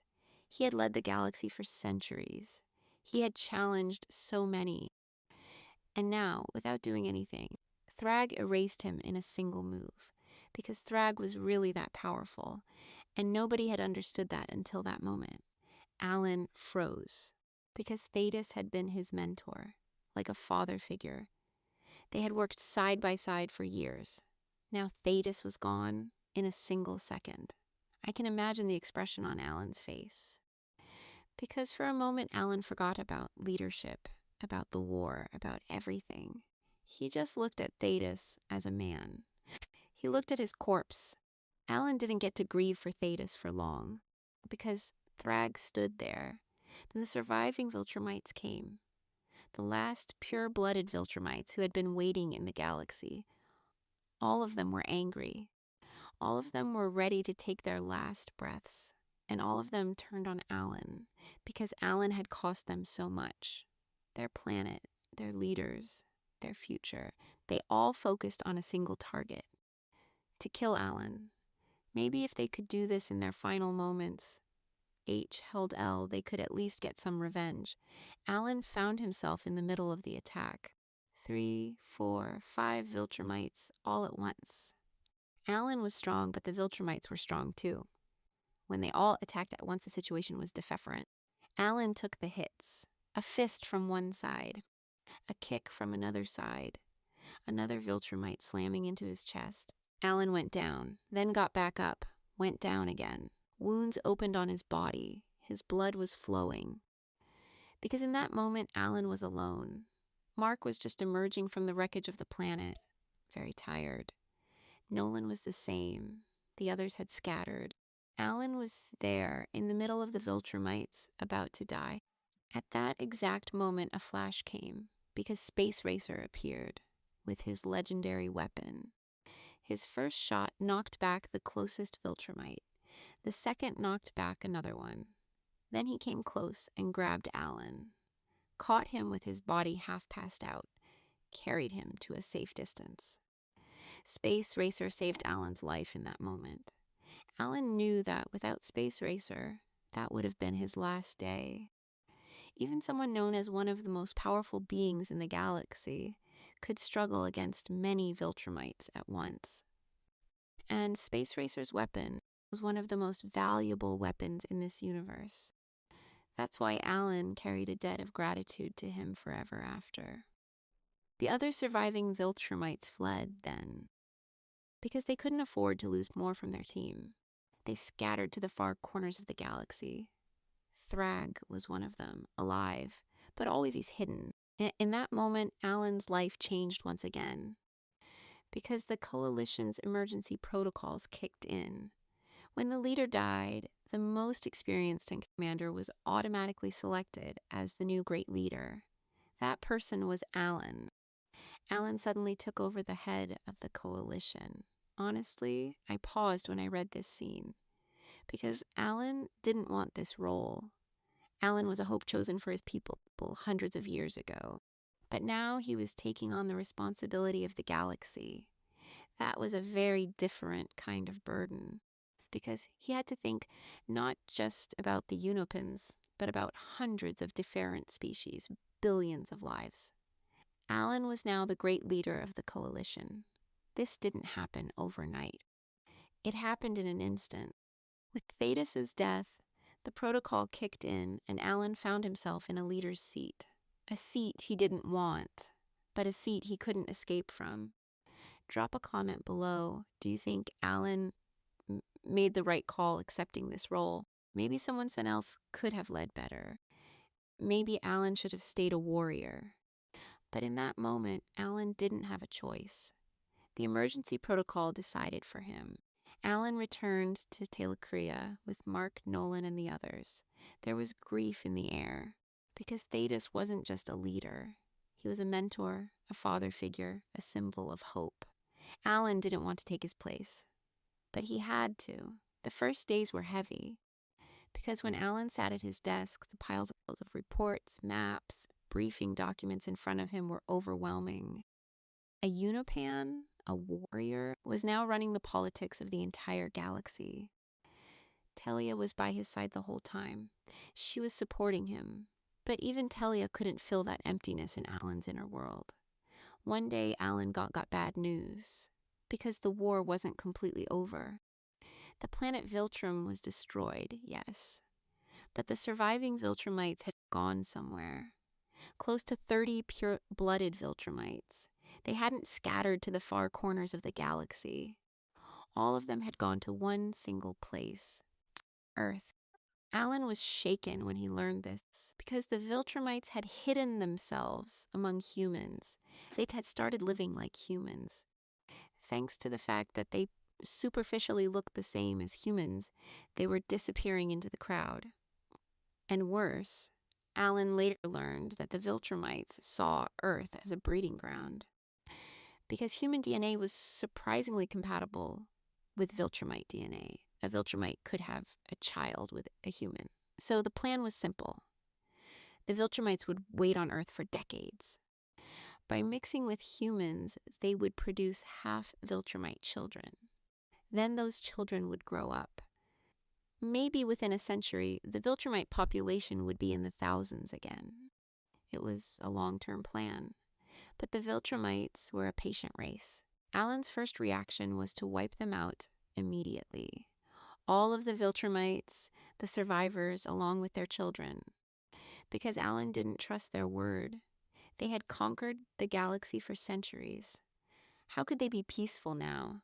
But Nolan stepped in, because Nolan had now emerged as the true successor of the Viltrumites, their new leader. Nolan tried to convince Alan. They've changed, he said. They're not like they used to be. Give them a chance. If one day they attack again, then trust me, I will stop them myself. Alan thought about it. He thought about it for a long time. This wasn't an easy decision to make, because he trusted Nolan. They had escaped from prison together. They had fought together. But at the same time, Nolan was a Viltrumite too. Maybe he was being soft on his own kind. In the end, Alan chose to wait for now, but on alert. Because one day, if the Viltrumites attacked another planet, if even a single person got hurt, Alan would finish them off at the root. He made that promise to himself internally. This was Alan's first big decision as a leader. And you can see it wasn't an easy decision. One side wanted to wipe them out. The other side wanted to give them a chance. Alan was caught in the middle. He chose to wait and see. But the wait didn't last very long. Because over time, Alan understood that the Viltrum threat was really coming back. Yes, the surviving Viltrumites were hiding on Earth. But there was a part of Alan's mind always saying, this is too risky. One day they'll change, they'll attack, and millions will die. Maybe a preemptive strike was needed before that happened. Sitting at his desk late at night, Alan opened an information tablet Thetis had left him years ago. The tablet was old. Thetis had given it to Alan to use when it needed to be used. Inside was something: the location of the enhanced Scourge virus. The first version of this virus had wiped out 99% of the Viltrumites years ago. But Thetis had refined it afterward. This new version could wipe out the remaining Viltrumites too, all at once. It could finish them forever. At the end of the tablet were Thetis's last words: whatever you do, make sure my death wasn't in vain. Alan read the tablet for a long time. Because this virus wasn't just lethal to Viltrumites. It could also affect humans. Because Viltrumite DNA was very similar to human DNA. Roughly a 50% chance the virus would kill humans too. So Alan was thinking about sacrificing 6 billion humans to save 6 trillion lives. The math was brutal, but for Alan, as a leader, there was no other option. At that time, Nolan and his wife Debbie, Mark's mother, had come to Taliscria. Because Nolan was trying to fix his relationship with Debbie. Mark and Eve had seen them up far on the ship. They wanted to build a life on Taliscria for a while. Oliver was on Taliscria too, doing crime-fighting work alongside Alan. Alan called Nolan to his room. Because in Alan's view, Nolan needed to know about this. He told Nolan about the pressure from the coalition. He said some council members were pressuring Alan to wipe the Viltrumites out at the root. Alan admitted he was considering this option. Nolan listened but didn't react yet. Because Nolan didn't believe Alan would actually do it. Alan couldn't sleep that night. Because the decision was on his shoulders. Telia was lying beside him, but Alan was staring at the ceiling for hours. Then dawn broke. Alan made his decision. The next morning, Alan called Nolan and Oliver. He told Oliver to leave the room first. He wanted to talk to Nolan alone. Oliver stepped out. Then Alan explained to Nolan. I'm going to Earth, Nolan, he said. I'm going to release the Scourge virus into the atmosphere. I'm going to finish the Viltrumites there. Personally, Nolan froze. Then he got angry. Because this wasn't just killing Viltrumites. This was also killing half the humans. Nolan stood up. I won't let you, he said. Alan stayed calm. You have to, he said. The two of them started fighting right there. Inside the coalition headquarters, Nolan threw the first punch. Alan went flying back. He broke through walls. Alan got up, looked at Nolan. Then he said this to him. Let's get out of here. We're going to bring this whole building down. The two of them went outside the headquarters. They fought in the sky over Taliscria. Nolan asked Alan something in the middle of the fight. How is this any different from what the Viltrumites did to your people, he said. Alan answered. They conquered planet by planet. I'm sacrificing one planet to save the entire universe. Maybe humanity won't be gone forever, but their sacrifice will benefit the whole universe. Nolan looked at him, sadly. "You can't do this, Alan," he said. Then Nolan grabbed Alan and threw him toward orbit, out of Tailscry's atmosphere, among the stars. He said this to him: "I'm going to beat some sense into you." But in that moment, Alan did something interesting, because Alan hadn't really been resisting from the beginning. He had been intentionally taking Nolan's punches.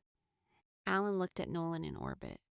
"I let you do that on purpose," he said. "Now see how much stronger I am than you." Alan attacked Nolan, ruthlessly, because after his second power leap, Alan was stronger than most Viltrumites. Nolan was strong too, but not like Alan. Alan beat him repeatedly. Bruises opened up on his body. Alan told him with every blow, "When this is over, you'll see this was the right thing." At that exact moment, Oliver arrived, because he had stepped out but had seen Alan and his father fighting. Oliver was shocked. "Why are you fighting my father?" he said. Then Oliver kicked Alan in the groin. Alan dropped to the ground, in pain. Meanwhile, Tailscry and soldiers arrived. To protect Alan, Alan got up and told the soldiers to hold Nolan down. Then he made an explanation to Oliver. He talked about the virus, about how it would kill the Viltrumites, but maybe also kill the humans. Oliver listened. Then he did something surprising. He stood beside Alan, because Oliver said this: "On Earth, I only love a few people. Mark, his girlfriend Eve, my mom Debbie. Beyond that, humanity doesn't concern me. I've read about the human race. They treat each other cruelly. They're no different from the Viltrumites. Alan's plan might be the right one." Nolan couldn't believe what his son was saying.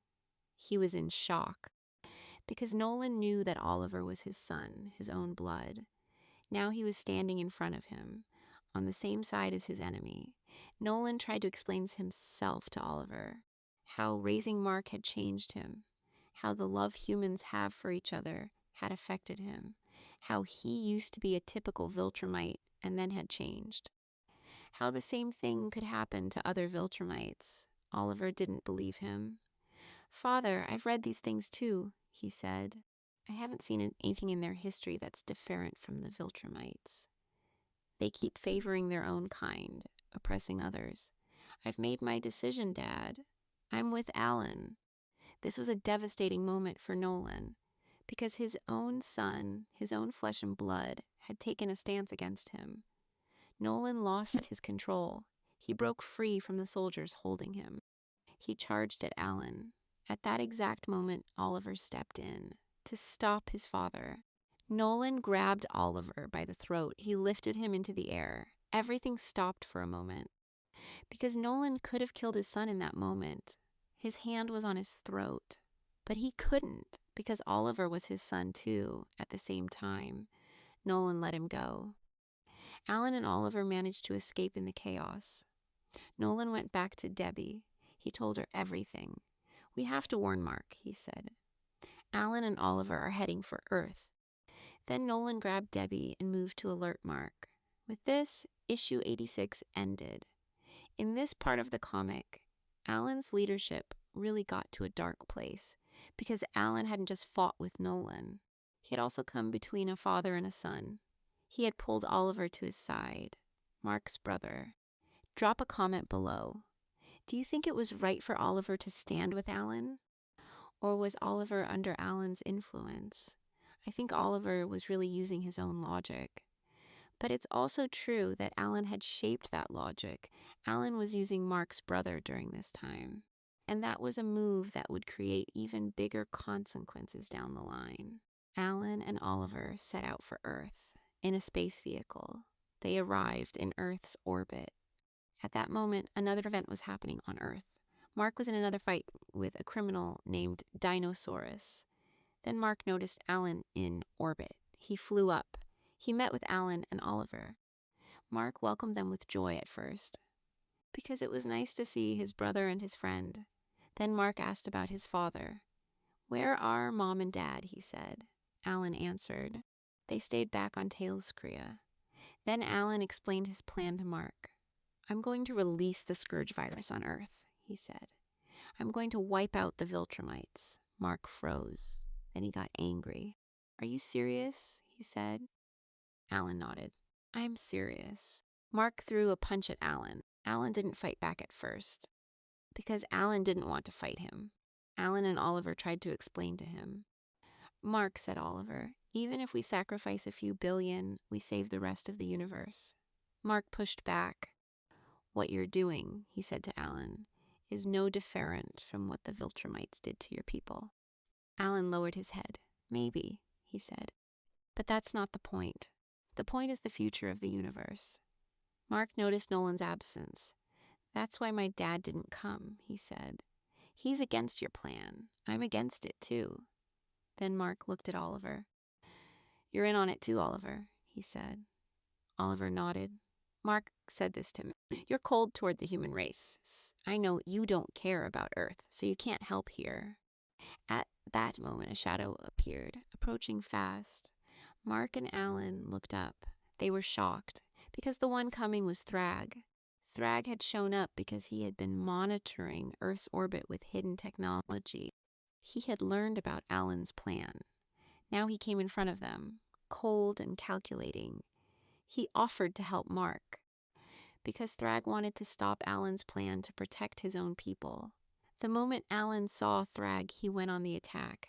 Then Thrag said this to him. Give me a reason not to kill you, he said. Alan showed him the virus dispenser in his hand.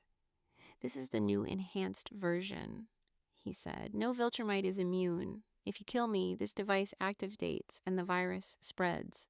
Your entire race dies. This angered Thrag, but he kept his tone of voice. I could kill you before the virus spreads, he said. Alan answered, maybe. But do you want to take the risk? Mark stepped in, stressed, sweating. Don't do this, he said. Please. Thrag looked at him. Did hi, I dill, I'd hi fi. Then he did something surprising. He offered Alan a truce. He explained this. This fight is pointless. If I kill you, someone else will take my place. Someone will replace you. We end up back at the same place. Let's do something better. You don't use the virus, and I'll give you a guarantee that the Viltrumites will no longer be a threat. Alan thought about it. He thought hard. Then, reluctantly, he agreed. Oliver got angry at this decision because Oliver still believed the virus needed to be used. At that exact moment, new shadows appeared. The Guardians of the Globe arrived. Because Cecil Stedman had learned they were gathering in orbit, he sent them to intervene. They tried to grab Mark, because Cecil thought Mark had gone off the rails. A fight started. Alan, Thrag, Mark, and Oliver on one side, the Guardians of the Globe on the other. Alan was very powerful. Their blows weren't affecting him. Robot tried to capture Mark with his drones. Monster Girl attacked Thrag but had no effect. Thraged her away easily, almost killing her. In the middle of the chaos, Oliver made a move. He grabbed the virus dispenser out of Alan's hand, because Oliver still believed the plan needed to happen. He hadn't accepted Thrag's truce. Oliver grabbed the dispenser and flew toward Earth. He was going to release the virus into the atmosphere himself. Mark went after Oliver to stop him, fast. Then he caught up to him and tackled him. Oliver dropped the dispenser. At that exact moment, the dispenser opened. The virus leaked out. But the target wasn't the atmosphere anymore. The target was Mark's face, because Mark was right there. The virus hit Mark's face. The effect started immediately. Spots on his face, his paleness, weakness. Oliver saw what he had done with horror. Idiot, he said to Mark. I was trying to save the universe. Mark pushed him aside. Then he glided down toward the ground to fall. Alan froze, because right before his eyes, his closest friend had been affected by the virus he was trying to release. Alan flew immediately to Mark. He caught him. Mark's body had gone limp, pale, breathing but weak. A guilt that Alan would carry for years appeared on his faces in that moment, because he was about to kill his closest friend with his own decision. Thrag suggested something at that point. He said he would put Mark in his own quarantine. Viltrumite scientists were looking for a cure for this virus. They could treat Mark in their ship. Alan accepted because there was no other choice. Mark was taken into Viltrumite quarantine. He was taken to the Viltrumite warship located on the dark side of the moon. Alan was left behind. The plan had failed. The virus hadn't spread to Earth. But Alan's closest friend had been infected by the virus. Alan didn't return to Teloscria immediately because he still had something to do. At this point, Alan made another decision. He went to Dinosaurus. Dinosaurus was a criminal Mark had fought before, a very smart criminal, genius-level intelligence. Alan thought he needed Dinosaurus's help because Dinosaurus could contribute to the treatment on the Viltrumite warship. Alan went to Dinosaurus's base. When he walked in, Dinosaurus thought he was an enemy. The two of them fought for a second. Dinosaurus thought he was equal to Alan. Alan said this to him. I was actually holding back. I'm way stronger than you. This was just a greeting fight. Dinosaurus stopped, apologized. Alan explained the situation to him. Mark is sick with the Scourge virus. The Viltrumites are trying to treat him in a warship on the dark side of the moon. They might need your intelligence, Dinosaurus agreed. Alan grabbed him and flew up into space. Right there, Alan made a mistake. He thought Dinosaurus could breathe in space. He was wrong. When Dinosaurus got out into space, he couldn't breathe. After a few seconds, Alan noticed, took Dinosaurus back to Earth and apologized. Then he took him back up to space with the right equipment. The two of them arrived at the Viltrumite warship. Thrag received them. He let Dinosaurus enter, but he wanted Alan and the others to leave because Thrag wanted to hide some things there. He had just learned that Mark was actually the descendant of the old Viltrumite Emperor Argal, meaning Mark was the true Viltrum heir. Alan didn't know this yet. Alan and Oliver watched the treatment process from outside. Then they set off to see Tech Jacket, meeting Zach Thompson, because Zach was in the middle of another conflict at that time. Alan wanted to help him. There was someone else in this conflict too. Eve, Mark's wife. Eve joined them, because Eve thought Dinosaurus had kidnapped Mark. Alan and Oliver explained the situation to her properly. They got into a fight at some point to save Mark. Mark woke up at one point in the Viltrumite quarantine because Mark was half Viltrumite and his body fought off the virus. Because Mark was only half Viltrumite, he wasn't fully susceptible to the virus. The Viltrumite scientists also realized he was actually the descendant of Lord Argal, so Mark was the true heir to the Viltrum throne. When Mark woke up, he had beaten the virus, but there was a big crack inside him toward Alan. To save the situation in the fight, Mark punched Alan for a moment. But Mark's arm broke quickly because Alan was so strong now. Alan took him to the Pentagon for treatment. Then he and Eve went to save Zach. At one point, Mark woke up. He was very angry at them because there was a Flaxan invasion in London at the time. Mark got angry that they hadn't helped. He yelled at them.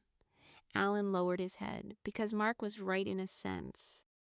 Alan had been so caught up in his own virus plan that he had neglected the real threats. Alan and Oliver then returned to Teloscria.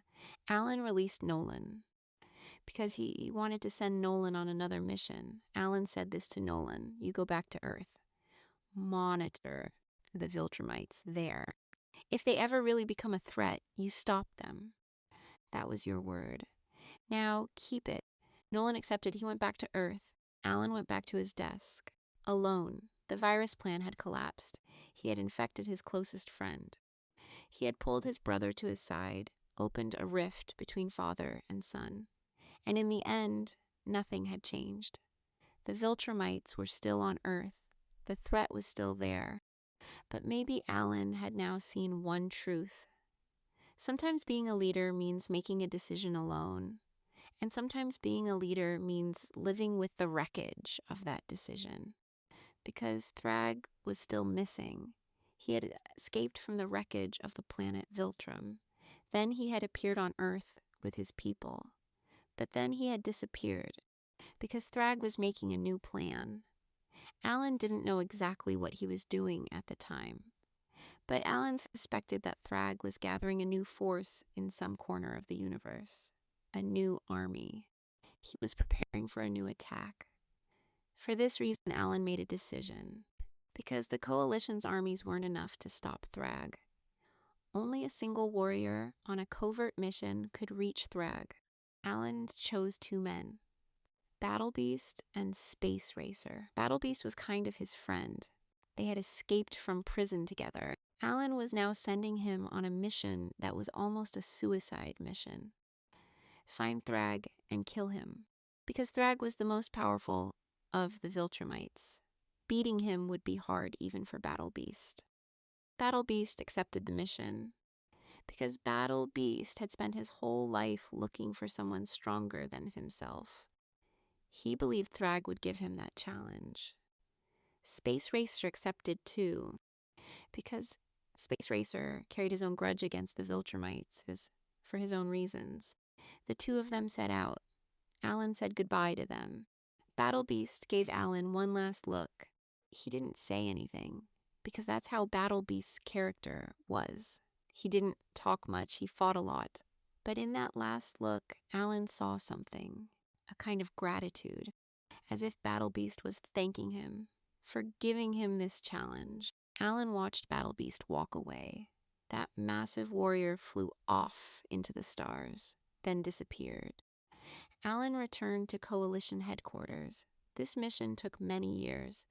Battle Beast and Space Racer searched for Thrag in the far corners of the galaxy. Sometimes they found a trail. Sometimes they went to the wrong place, because Thrag was a master at hiding. Alan got regular reports. Still not found. Still not defeated. We continue searching. Alan waited patiently. During this period, an event happened that would change Alan's life forever. Because not everyone inside the Coalition agreed with Alan's decisions. Alan was making radical calls. Some members were uncomfortable with that. And there was one person in particular who was especially uncomfortable with what Alan was doing. His name was Elia. Elia was a member of the Coalition. He had especially opposed Alan's idea of breeding Viltrumites for the Coalition. He had said this idea was dangerous, that it would lead Alan astray. Alan hadn't listened to him. Because of this, Elia decided to take action astray. Alan hadn't listened to him. Because of this, Elia decided to take action. Elia made a plan. He would call Alan to a Coalition facility with a fake emergency call. When Alan got there, Elia would detonate a bomb he had implanted in his own body, a suicide attack. That day came. Alan got the emergency call. He rushed to a facility. Telia wasn't with him. He was alone. He entered the facility. Ilya was waiting inside. When Alan saw him, he was suspicious for a second. Ilya walked toward him calmly. Then he said this. "You're destroying the Coalition, Alan. What you're doing is taking us into darkness. I'm going to stop this." Before Alan could react, Ilya detonated himself. The facility shook. Alan was caught in the middle of the explosion. His body was shattered. Alan came back from the edge of death once again. His body was in pieces, but he was alive. Coalition teams rushed him to a medical facility. And again, that silent process began inside him. Reactive adaptation. His body was evolving again, this time much more deeply. When Alan recovered, he had become physically one of the most powerful beings in the universe. His second power leap. Massive muscles, massive size, a strength almost no being could stop. He could now defeat an entire Viltrum fleet on his own. But there was no joy in Alan's eyes, because he had paid a price for that evolution again. Drop a comment below. Do you think the price these power leaps make Alan pay is fair? I don't think so. With each of these leaps, Alan lost a little more of himself. After recovering, Alan made another decision. This was one of the decisions that would transform Alan's life. Because Alan didn't trust Mark anymore. Not entirely. Because Mark was too compassionate, too individualistic. Mark didn't understand that a decision could be made to save millions of lives. In his eyes, every single life was equal and untouchable. Long before Oliver's death, Mark had been on one more mission with Alan. Mark had chosen to live in a quiet corner of the galaxy with Eve and Tara for a long time. He was avoiding getting involved in the fight against Thrag because Mark was trying to spend time with his family to make up for the years he had lost. Alan called Mark many times. He needed his power in the fight against Thrag.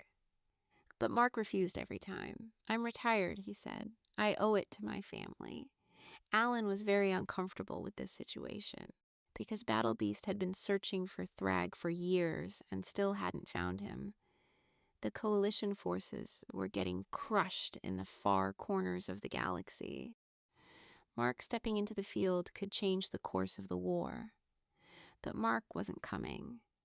At this point, Alan started forming a dark plan in the back of his mind. Because Alan knew that convincing Mark directly was impossible. He had to find another way to get him into the field. An event that would force Mark. An attack that would trigger his rage.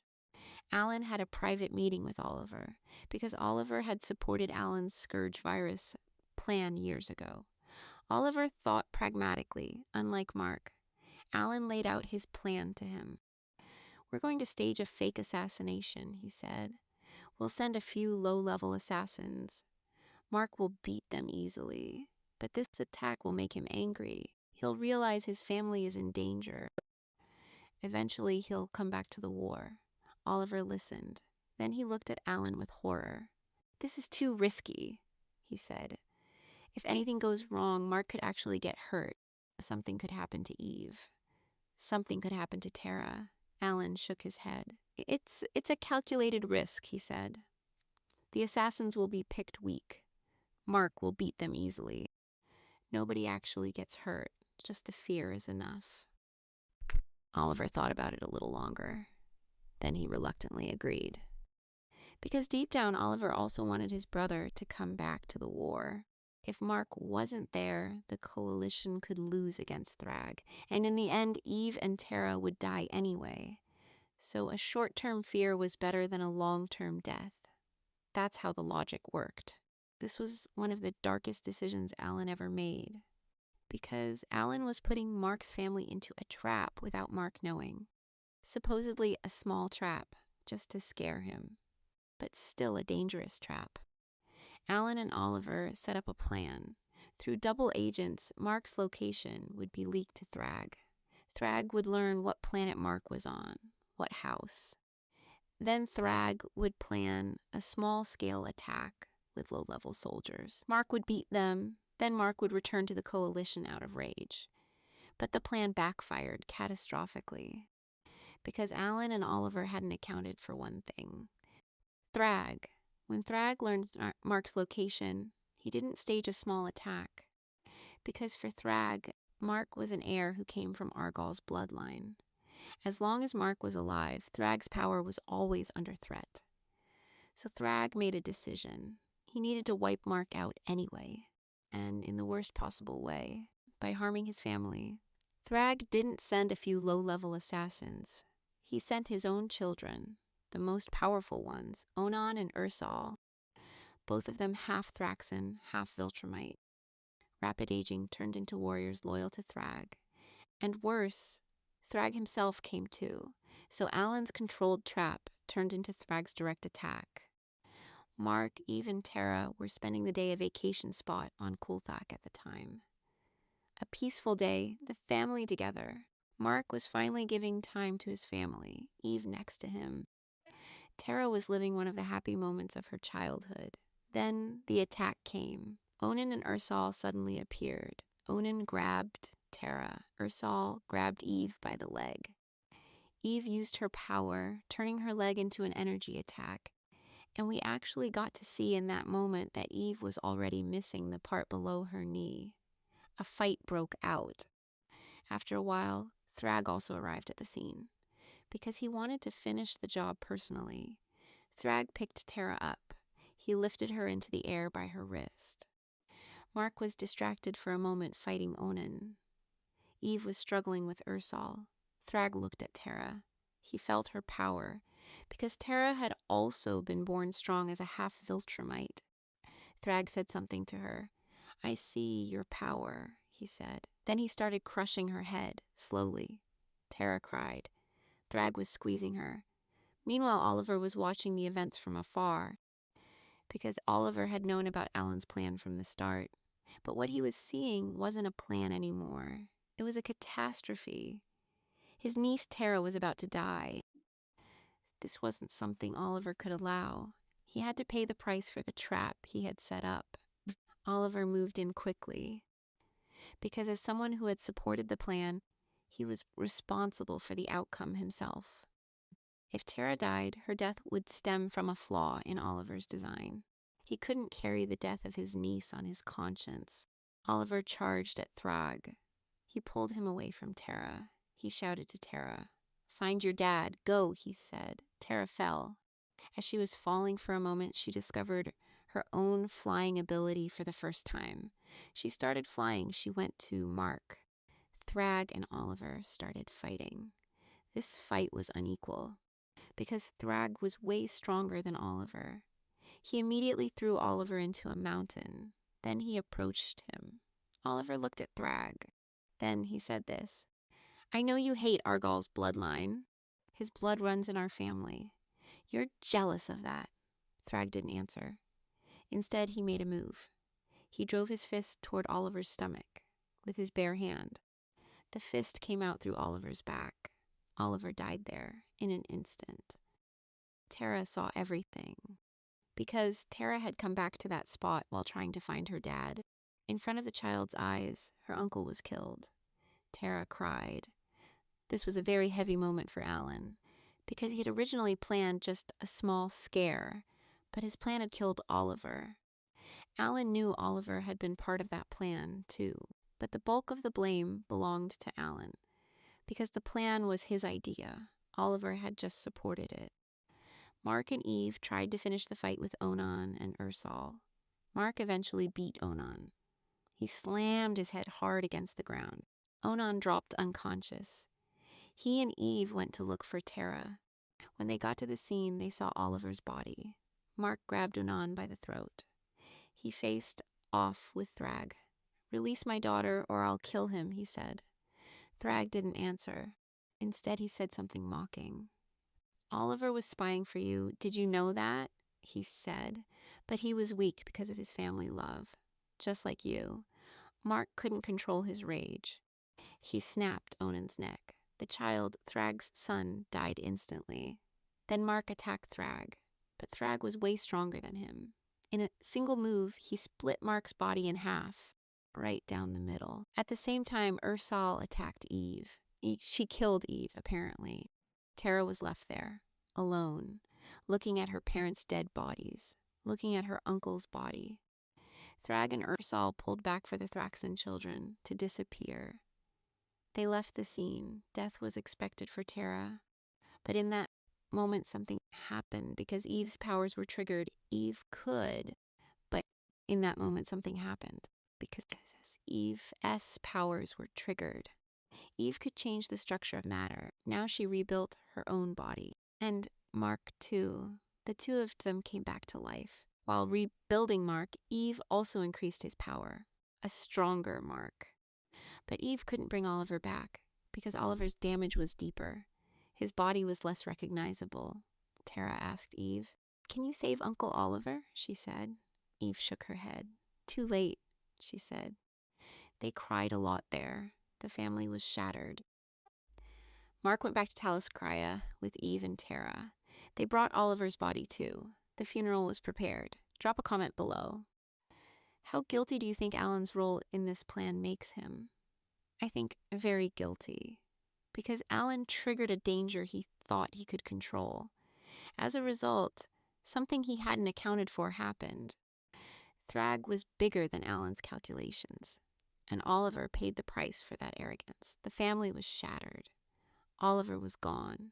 Mark, Eve, and Tara returned to Talaskria with Oliver's body. Alan met them at the spaceport. There was a deep guilt on his face, because Alan knew his own plan had led to this disaster.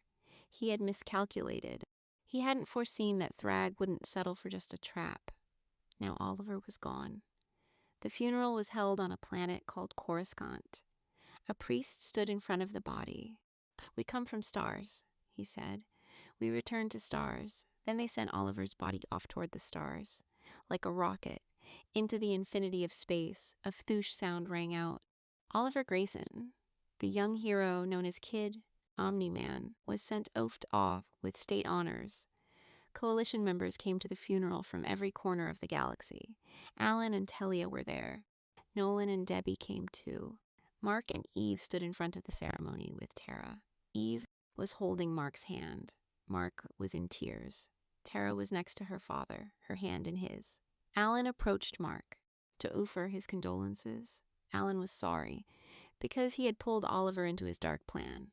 He had a share in his death. Alan said this to Mark. "Mark," he said, "I'm so sorry." Mark looked at him, tears on his face, but anger in his eyes. "You're sorry," he said sharply. "You're sorry, huh?" Then he snapped. Mark drew back his fist. He hit Alan hard in the face. Crack sound rang out. Alan flew up, was thrown back. Even the baby in Telia's arms shook. Eve screamed, "Mark!" Mark lunged at Alan again. Ram sound. Another punch. "You're sorry Oliver died," he said. "You're sorry you let Thrag kill him? The best you can do is say, 'I'm sorry.'" Alan was thrown to the ground again. Croomsome sound. Alan's body was tearing up the funeral grounds. The funeral crowd scattered, because two god-level beings were beating each other up. Eve held Tara's hand tightly. Tara asked, "Is that how it is now? Everyone always fighting?" Eve turned to her and said this, "No, sweetheart. Your dad's just angry because Oliver died. Thing it'll be normal again, I promise." Then she thought definitel knot inside her head. "Everything will be normal again, I promise." Then she thought, definitely not inside her head. because nothing was going to be like it used to be. Meanwhile, Mark lifted Alan into the air. The two of them went up into Talaskria's sky. Mark was punching Alan upward among the traffic vehicles. Alan fell. Mark came down on top of him. Alan raised his voice. "Mark, stop," he said. "Don't do this. The people of Talaskria shouldn't see you like this." Mark exploded with rage.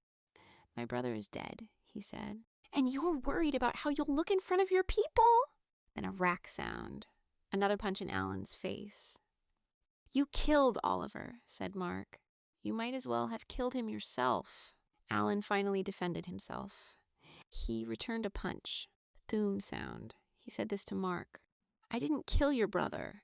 Thrag did." Then another punch. Thoom. "This wasn't my..." Mark didn't let him finish his sentence. "Bullshit," Mark yelled. Rock sound. Mark's fist hits Alan's sensitive eye. Blood ran from Alan's eye, because Alan's eye was like his Achilles heel, his weakest point. Mark, whether he knew it or not, had hit him there. "You had him working undercover for Thrag," said Mark. "You didn't think Thrag would find out? Didn't you know how dangerous what you wanted him to do was?" Alan pulled back for a moment. Then he said this. He volunteered. He wanted to do this. At that exact moment, a big explosion went afar in the air, because Eve had arrived with pink energy balls. "Stop," Eve yelled. She got between the two of them. With pink energy, she pushed them both away. Mark to the left, Alan to the right. Eve looked at Mark. "What is wrong with you?" she said angrily. "Our daughter saw you. You're scaring her. After Oliver dying in front of her, you're going to show her this too?" Mark tried to answer. But Eve didn't let him talk. She sent another energy ball at him. Ram sound. Mark swayed in the air. Eve continued. "Angstrom Levy. Now Thrag. When does it end? When can you just stop?" Mark was about to fall. Eve sent another energy ball. Rock sound. "You're ruining everything," said Eve. "And I hate you for it, Mark. I hate how screwed up our lives are. I hate how much I love you." Mark hovered in the air. There were marks from Eve's energy wounds on his body. Eve came in front of him.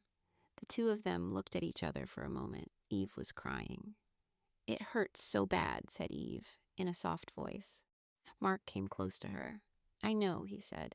Mark's eyes had welled up too. "Eve," he said, "I loved Oliver too." Eve lowered her head. "I know," she said. The two of them hugged in the air, silently, because there were no more words to say. There were only the ones who had been lost. There was only this pain. Meanwhile, something interesting was happening on the funeral grounds, because when Mark and Alan had taken a offer, Tara had been left at the funeral, alone, scared. As a child, Alan walked toward her. Blood was still flowing from his eye, from Mark's punch. He sat down on the ground, took Tara into his lap. "Your daddy is very upset right now," Alan said in a soft voice. "I don't want you to be scared. Everything's going to be okay. Your mom and dad will be back here very soon." Tara looked at him. Then she asked an interesting question. "Why is your eye bleeding?" she said, with childlike curiosity. Alan smiled bitterly. "My eye is very sensitive," he said. "It doesn't take a lot to hurt me there, and your dad is very strong." Then he told Tara a story. "You know, years ago, I met a little girl. She was really small. She punched me in the eye and it hurt really bad." Tara was surprised. "Really?" she said. Alan nodded. "Yeah," he said. "That little girl was you. You were still a baby." Tara's eyes lit up. "Cool," she said, with excitement. Because that's how kids are. They love hearing stories from grown-ups they like about their own childhood. Alan paused for a moment, looked at her. Then Alan said this to her. "Tara," he said, "I can tell you're thinking about punching me in the eye again. Please don't." Tara smiled mischievously. "Sorry," she said. But Alan understood she was joking, because Tara carried a sense of humor inside her similar to her father's. This scene is one of my favorite scenes in the entire comic, because in the middle of that heavy, bloody, brawling funeral, Alan with his wounds acted like a father to a child.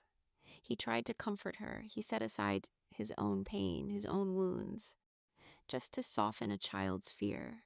In that moment, we saw that no matter how dark Alan's decisions got, that tenderness was still inside him. Drop a comment below. Do you think this scene shows what the real heart of Alan's character is? I think it does. Mark and Eve came to Tara a little while later, together, holding each other. The three of them stood up as a family. Alan looked at them, quietly stood up, pulled back, because that wasn't his place anymore.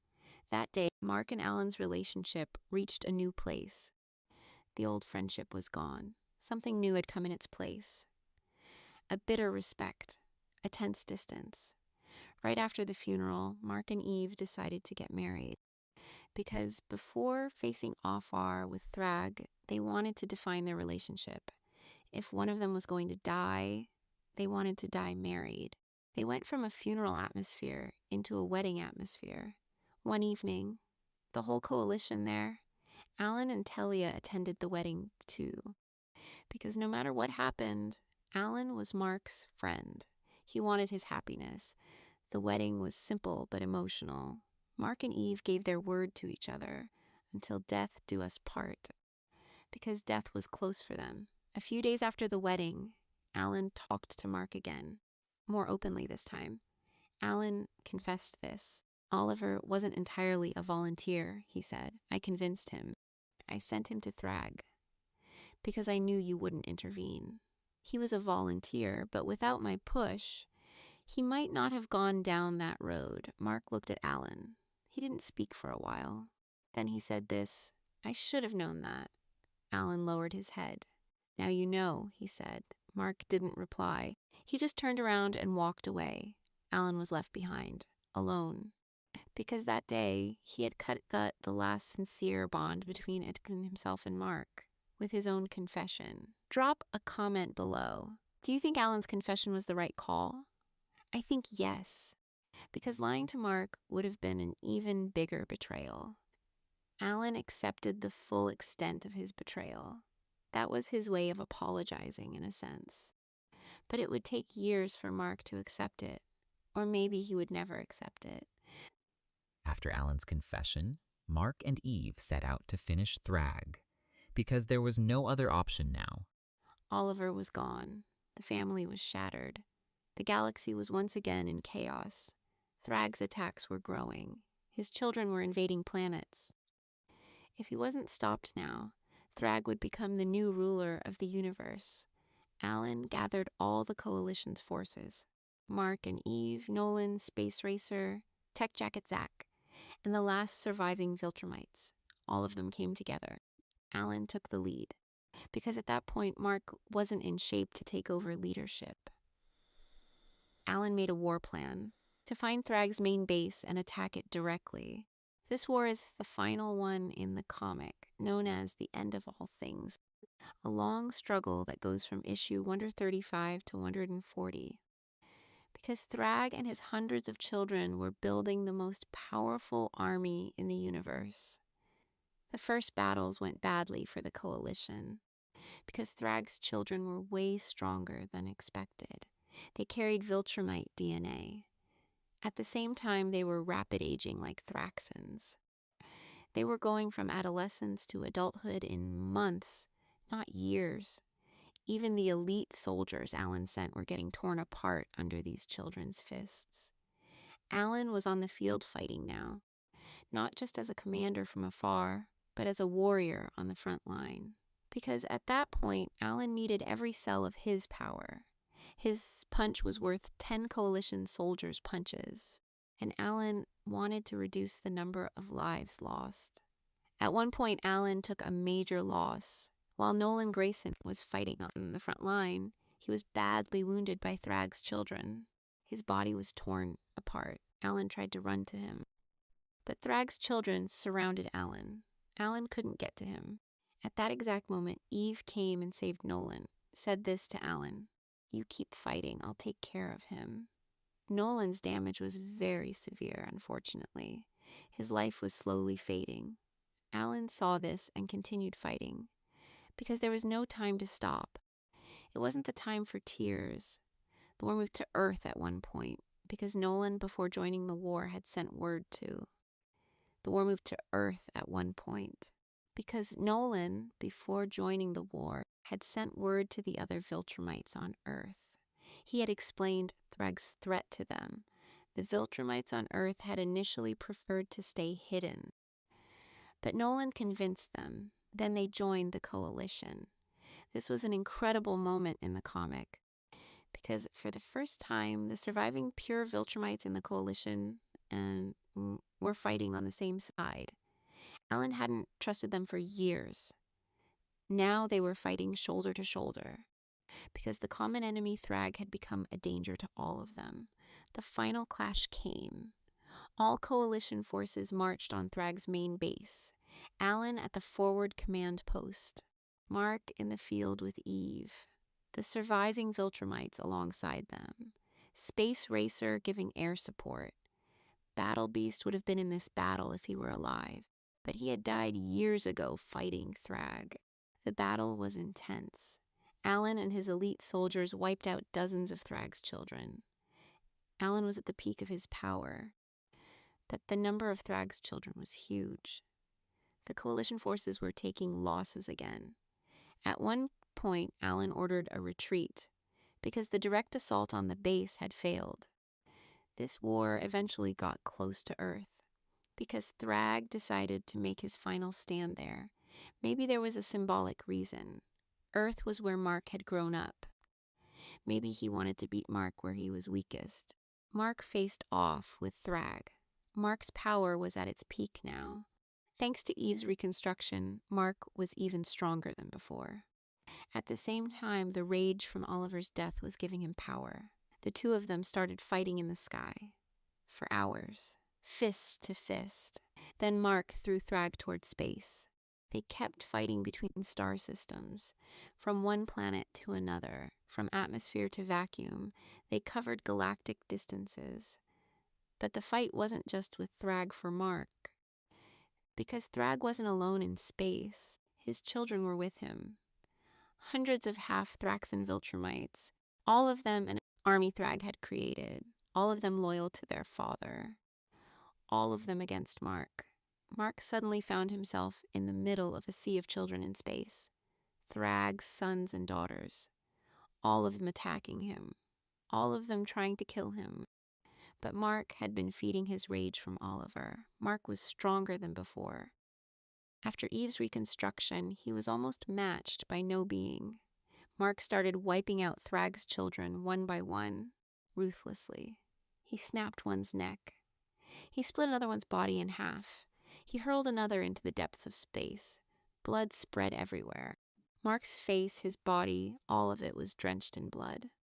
Among the stars, a bloodbath.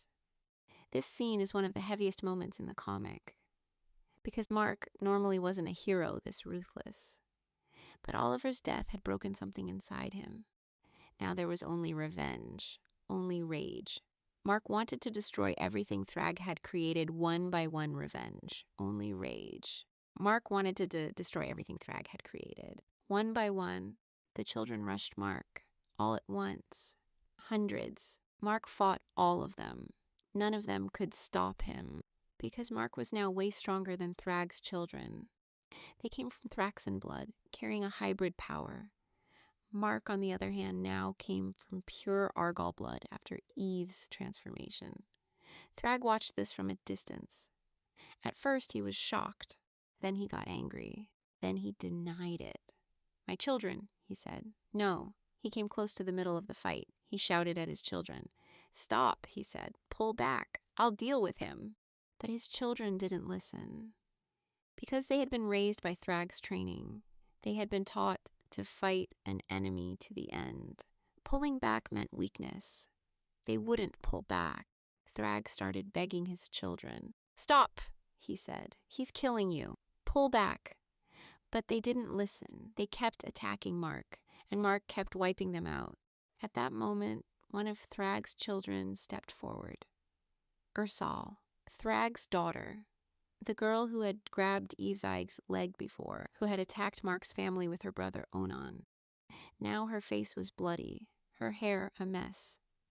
She looked around her, the bodies of her siblings everywhere, the children she had grown up with like family, all of them in pieces. Ursal thought for a moment, then she shouted. "Stop," she said. "All of you, stop." There was a moment of silence among the stars, because Thrag's children weren't stopping at their father's command. But there was something else in Ursal's voice, the voice of their sibling. Ursal continued. "Our father has abandoned us," she said. "He no longer fights for us, if he ever truly did. So I will no longer fight for him. No more of our brothers and sisters have to die. Who will join me in surrender?" This speech is one of the most powerful scenes in the comic, in my opinion, because Ursal was the first major rebellion against Thrag. She saw what her father had done, his betrayal of his own people, and she rejected it openly. Among the stars, covered in blood, a young girl made a big decision. She admitted that her father was on the wrong path. Her siblings looked at her. There was a moment of silence. Then one, a second, a third. All of them slowly joined Ursal. They pulled back from the battlefield. They stopped attacking Mark. All of them gathered around Ursal. As a group, surrendering. Thrag wasn't there at this point, because Thrag didn't hear Ursal's big speech. He didn't see his children surrender either, because Thrag had already moved away from the battlefield. He was fighting Mark somewhere else, in the depths of the stars. So Thrag died without knowing that his own children had turned their backs on him, that his army was scattered, that his legacy had collapsed. Honestly, I think that's a very bitter detail, because Thrag believed he was an empire leader to his last moment. But in reality, even his own children were no longer behind him. Ursal turned to Alan, because she was surrendering to Alan now. As the leader of the coalition, Alan was the only person who could accept this surrender. Ursal floated toward him, her face covered in blood, her eyes teary. "We surrender," she said. "No one else has to die." Alan looked at her. He thought for a moment. Then he nodded. Good, he said. You're much wiser than your father.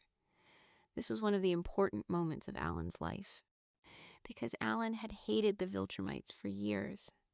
He hadn't forgiven what they had done to the galaxy. Now Thrag's daughter was surrendering to him. Alan had the opportunity to take revenge. He could have treated her ruthlessly. He could have killed her. He could have killed her siblings. But Alan didn't do that. He accepted Ursal's request for mercy. Drop a comment below. Do you think Alan's mercy, despite the grudge he had carried for years, shows that the old Alan was still alive inside him? I think absolutely. Because real leadership doesn't come from revenge, but from mercy. Alan showed that in that moment. Alan looked at his team at this point. Because there was another wound's reality at that moment. Nolan, Mark's father, on a stretcher, half dead, covered in blood. Eve was beside him in her pink outfit, shaking her head. A doctor turned to Alan and said this one is still breathing. He still has a chance. Alan approached the stretcher. He looked at Nolan's face. He was so covered in blood he was almost unrecognizable, but his eyes were open. Alan put his hand on him. You're going to heal, he said. Whatever help is needed, we'll do it. Nolan gave him a look. He couldn't speak, because he had no strength left. Then he closed his eyes. Eve looked at Alan. There was worry on her face. Alan said this to her. Let's not move him into space. Let's treat him here. Eve nodded. Then Alan pulled back. He looked around. Among the stars, the surviving Thrag children were gathering under Ursal's leadership. All of them tired, all of them wounded. Alan turned to them and said this. This isn't over. Where are Mark and Thrag? Because at that moment, Mark and Thrag, deep in the stars, were in the middle of another fight. The children had now surrendered, but Thrag was still running. Mark was still chasing. The real final reckoning was continuing somewhere else. Eventually, Mark threw Thrag toward the sun. Our sun, the sun of Earth. The two of them fell onto the sun's surface. Mark bit Thrag's throat in the city of flames of the core. A wound opened in Thrag's throat. Thrag's blood flowed. His body started burning, because even Thrag couldn't withstand the heat of a sun. Thrag died there. Mark was severely wounded too. Most of his body was burned. His power was depleted. Half conscious, Mark knew that his own body would be pulled into the sun too. He even thought for a moment that maybe that would be better. A hero's death. Along with Thrag. But in that moment, Alan arrived. Because Alan had been watching the events from afar, he saw Mark being pulled into the sun. Trusting his bare eyes and his heat resistance, he dove toward the sun. He grabbed Mark in his wounded state. Thrag's body was left there, absorbed by the sun. Alan carried Mark to a safe place, to a coalition ship. The doctors immediately started treating him. Mark's body needed time to heal, but he would live. Drop a comment below. How much does Alan saving Mark show his love for his friends? I think a lot. If Alan hadn't saved him, Mark would have burned in the heart of the sun. Alan's move showed that their friendship, no matter how wounded, was still alive. Ursal and the other surrendered Thrag children were later incorporated into Mark's new Viltrum structure. In fact, centuries later, Ursal would even become friends with Mark and Eve's daughter, Terra. This is a subtle detail in the comic, an example of how enmity can end in a single generation. Nolan unfortunately had his life fade from his heavy wounds. Alan delivered this news to Mark while treatment continued. Mark was very sad. His father was gone. The family had taken another loss. Alan said this to Mark. I have a share in all these Grayson family losses, he said.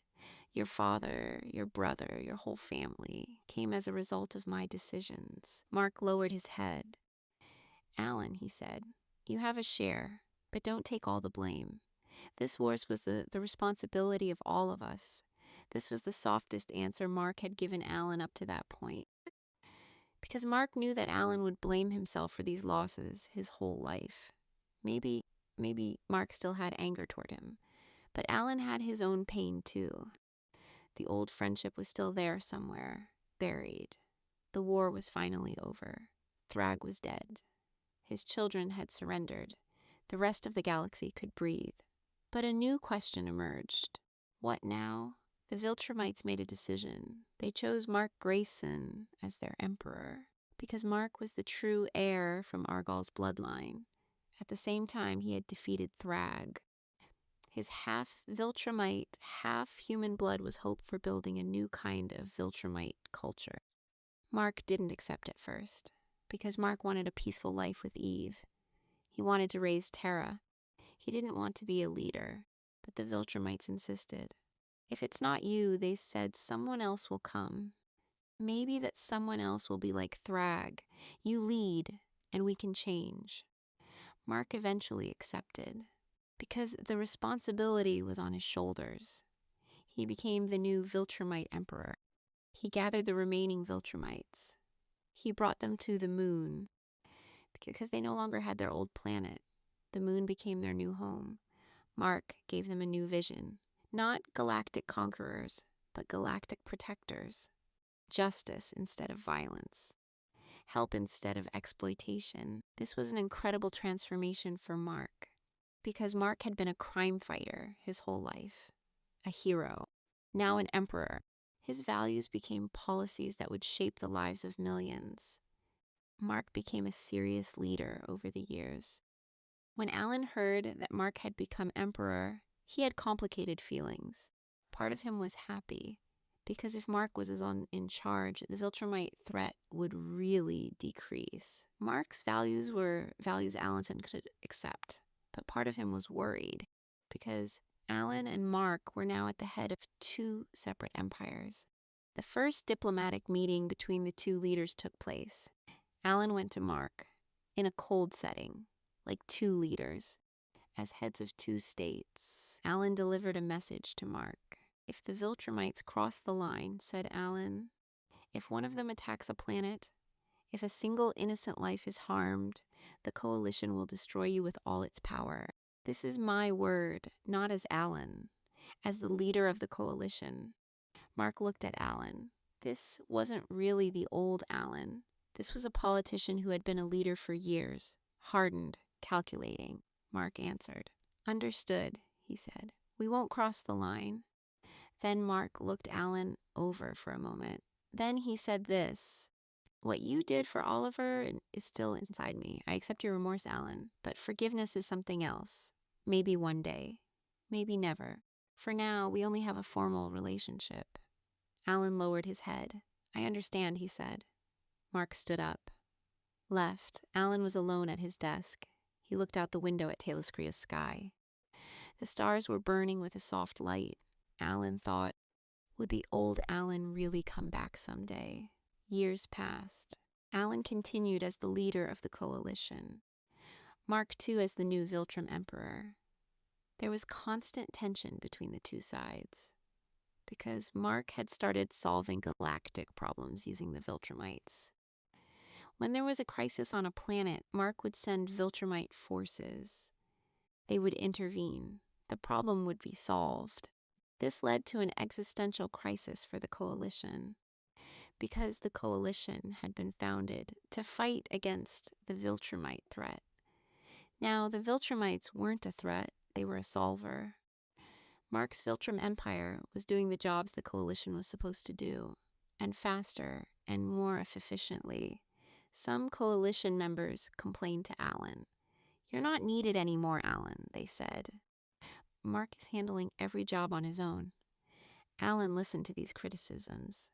He couldn't accept them at first, because the coalition was the work of his life. He had fought for it for years.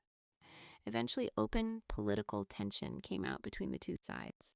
Alan and Mark faced off at a conference. Mark said this to Alan. Alan, he said, the coalition is behaving like a corrupt government. It's slow, bureaucratic, ineffective at solving galactic problems. We Viltrumites are faster.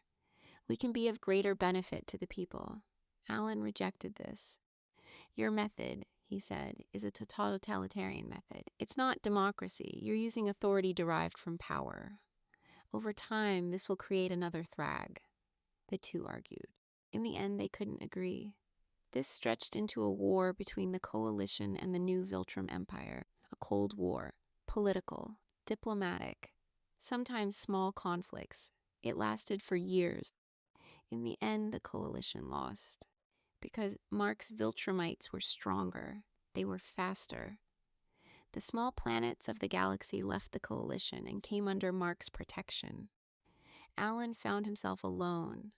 Alan eventually accepted it, that the coalition was no longer needed, that Mark was really bringing peace to the universe. Alan gave a speech in front of the whole coalition. He said this: "We were founded with a purpose. That purpose has been fulfilled. If we can't continue with another purpose now, our existence cannot continue." The coalition was dissolved. This was a heavy moment for Alan, because the coalition was the structure that had shaped his entire adult life. Now it was disappearing. Alan had to redefine himself once again. After the coalition dissolved, Alan and Mark started talking again, because they were no longer heads of two states. They were just two old friends. Maybe the tension that had lasted years was over. Maybe now they could really talk. Mark came to Alan one day. He ate a meal with him. They remembered the old days, the prison escape, the fight against conquest, the first days on Taliscria. They mentioned Oliver. They mentioned his father, Nolan. The two of them cried quietly. After that moment, Alan and Mark's old friendship slowly came back. It wasn't exactly like it used to be, because so much had passed between them, but a kind of new friendship was born, adult, mature, shaped by losses. Telia was always by Alan's side, through the years. That old love continued. Alan said this to her one day. "You're the only constant thing in my life," he said. Telia smiled. "Because I'm constant for you," she said. "You didn't betray yourself. I didn't betray him." His body also changed over the years. He used to roam battlefields in that massive, muscled warrior form. Now he was sitting at his desk, eating. He didn't have time for training. Slowly he gained weight. His hair turned white. The lines on his face deepened. Once the most feared warrior in the universe, he had now turned into an aged politician. Then once the coalition dissolved, just an old man. Mark and Eve raised Tara during these years. Mark was still working as emperor, but he made time for his family. Tara grew up. She became a young woman. Then she got married, started her own family. Life moved on. In the epilogue of the comic, meaning at the very end of the series, we see Alan in a very different state. Years have passed, even centuries have passed, because Unopans and Viltrumites are long-lived species. Alan is no longer the young, fast, warrior alien he used to be.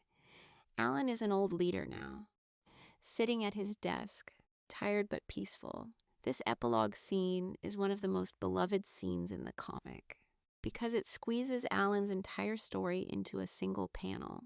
His childhood, his battles, his decisions, his losses, his loved ones, his actions, all of them, this final scene summarizes. There are no weapons around Alan anymore. No interstellar fleets. No corpse of battle beast. Thetis' memory only hangs as a portrait. In their place, there are files on his desk. They have treaties written on them. Alan signs these treaties because this is his job now, to keep the galaxy in peace. Another mission, but this time, a mission without bloodshed. Mark visits Alan from time to time, because Mark was still the Viltrum Emperor. The two of them held diplomatic meetings, but these meetings were no longer threatening. Two old leaders, remembering their shared past, laughing, sharing memories. The old wounds hadn't completely healed, but the years had lightened their weight. Mark said this to Alan one day. "Do you remember," he said, "the moment we first met?" Alan smiled. "You mean the moment you told me, 'This is Earth, not Ureth,'" he said.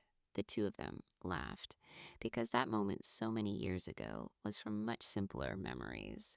Two young men among the stars, each thinking the other was an enemy, then becoming friends in a single second. Alan looked at Mark. Throughout our entire lives, he said, I tried to make the right decision. Sometimes I made the right decision. Sometimes I made the wrong decision. But I always did the best I could. Now looking back, I have regrets. Oliver, leaving Telia alone most of the time. Trying to use that virus on you. These are always with me. But I also know one truth. If I had to make the same decisions again, I would make some of them again. Because those decisions brought us to this point where the galaxy is at peace. Mark nodded. I think we both made mistakes, he said. Great things can't be done without mistakes. What matters is learning from your mistakes. And you, Alan, you always learned. The two of them sat in silence for a while. They looked out the window at Taliskria's sky. The stars were shining brightly. The galaxy was peaceful. Fleets were making trade journeys between stars. New species were meeting. New cultures were forming. No planet was being conquered by another planet. This peace was not a miracle. This peace was the result of decisions made by people like Alan and Mark over the course of decades.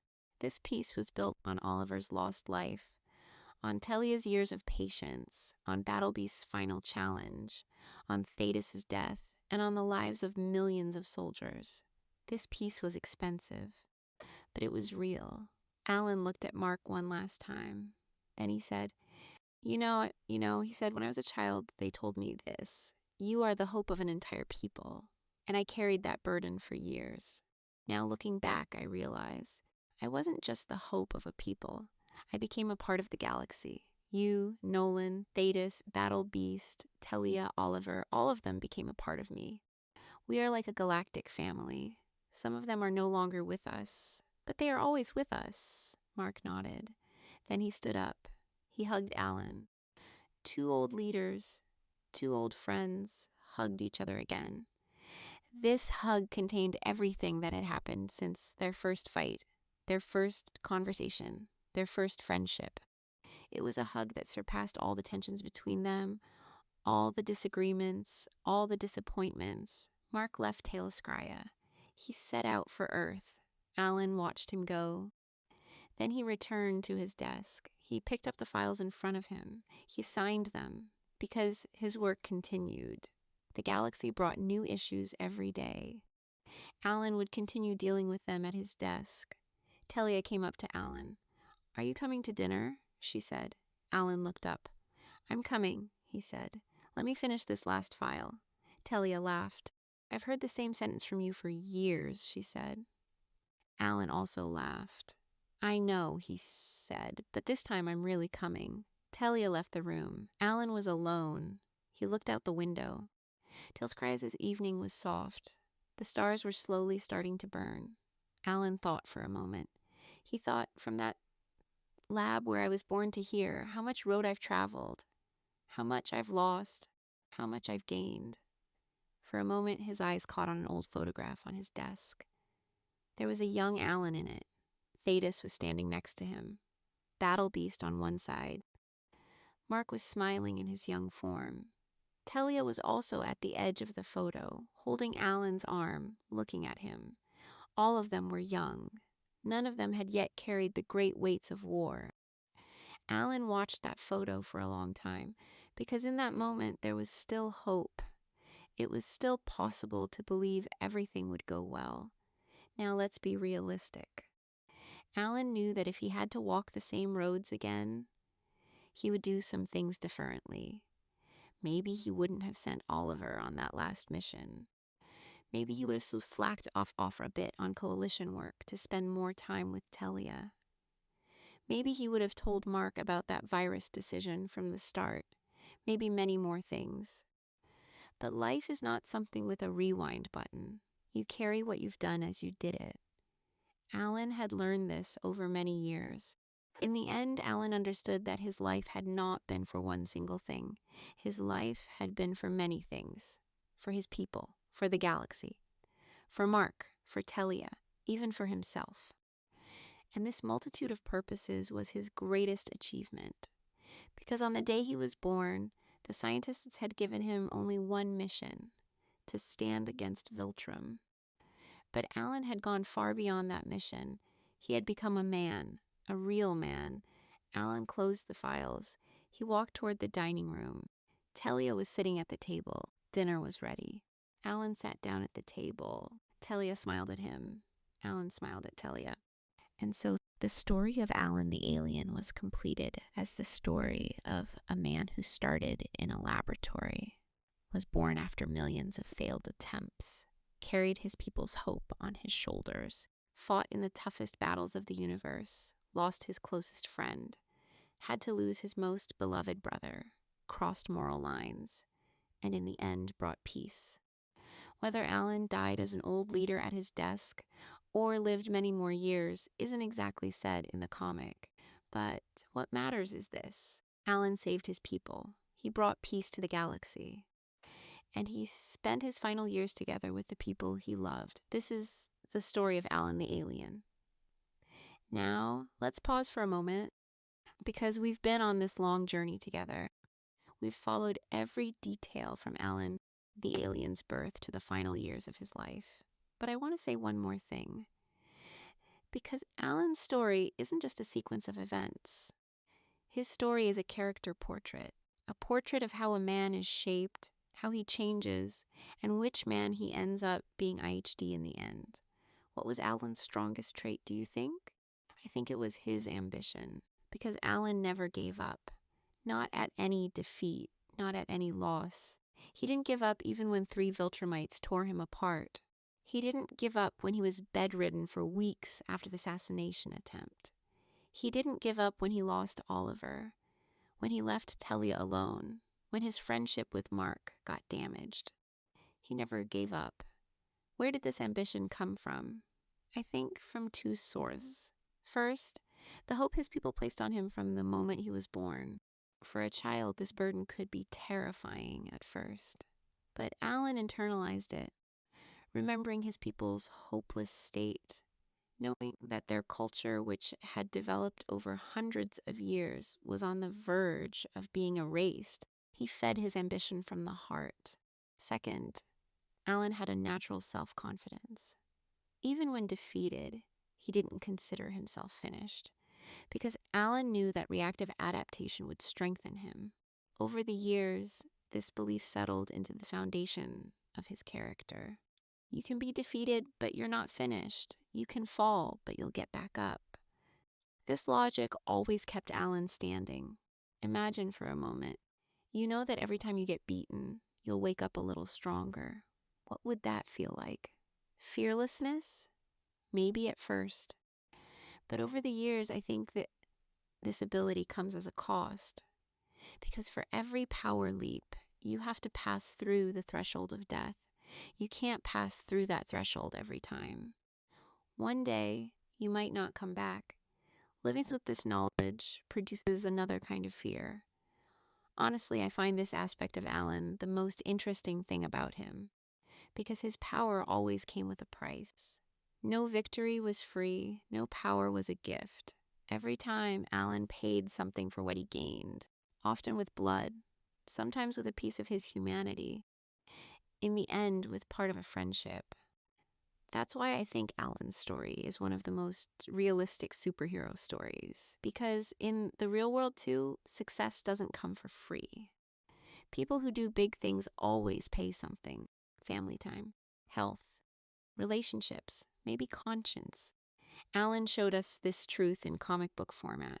I find another trait of Alan's very valuable too: his flexibility, because Alan didn't stay the exact same person over the years. He changed, he adapted, he took on new roles. He went from a warrior to a leader, then from a leader to a politician, then from a politician to a peace builder. These transitions weren't easy for Alan, but every time he tried to become the new man his role required. This is a lesson, I think, because we all take on different roles throughout our lives. None of us stay the same over the years. What matters is not rejecting change, but accepting and internalizing it. Alan did this. not perfectly, making mistakes here and there, but he tried. What's your favorite Alan moment? Drop a comment below, because I still can't decide. Sometimes I think it's his first meeting with Mark, because that scene is so fun and warm. Sometimes I think it's his escape from the Viltrumite prison, because that scene is so brave and epic. Sometimes it's the final dinner moment with Telia, because that scene is so and epic. Sometimes it's the final dinner moment with Telia, because that scene is so peaceful. But maybe my favorite scene is the one where Alan sits at his desk after Thetis' death, because in that moment Alan made a decision. He decided to set his grief aside and continue his work. That was a very hard decision. With the body of a leader he loved beside him, standing up and taking on the responsibility of the galaxy. The character of a man who can do that, in my opinion, is the character of a real leader. Alan is also very special as an alien character, because in the comic book world, aliens are usually shown either as comic relief or cold enemies. Alan isn't a comic sidekick, and he isn't a cold enemy. He's written as a main character with the same depth as a human, maybe not quite as deep as Mark Grayson, but still very detailed. He has fears, joys, hopes, regrets. He has real friends, real love, real family bonds. When Robert Kirkman wrote this character, I think he stood up against the classic superhero alien stereotype. He made Alan both dangerous and warm, both funny and serious, both powerful and fragile.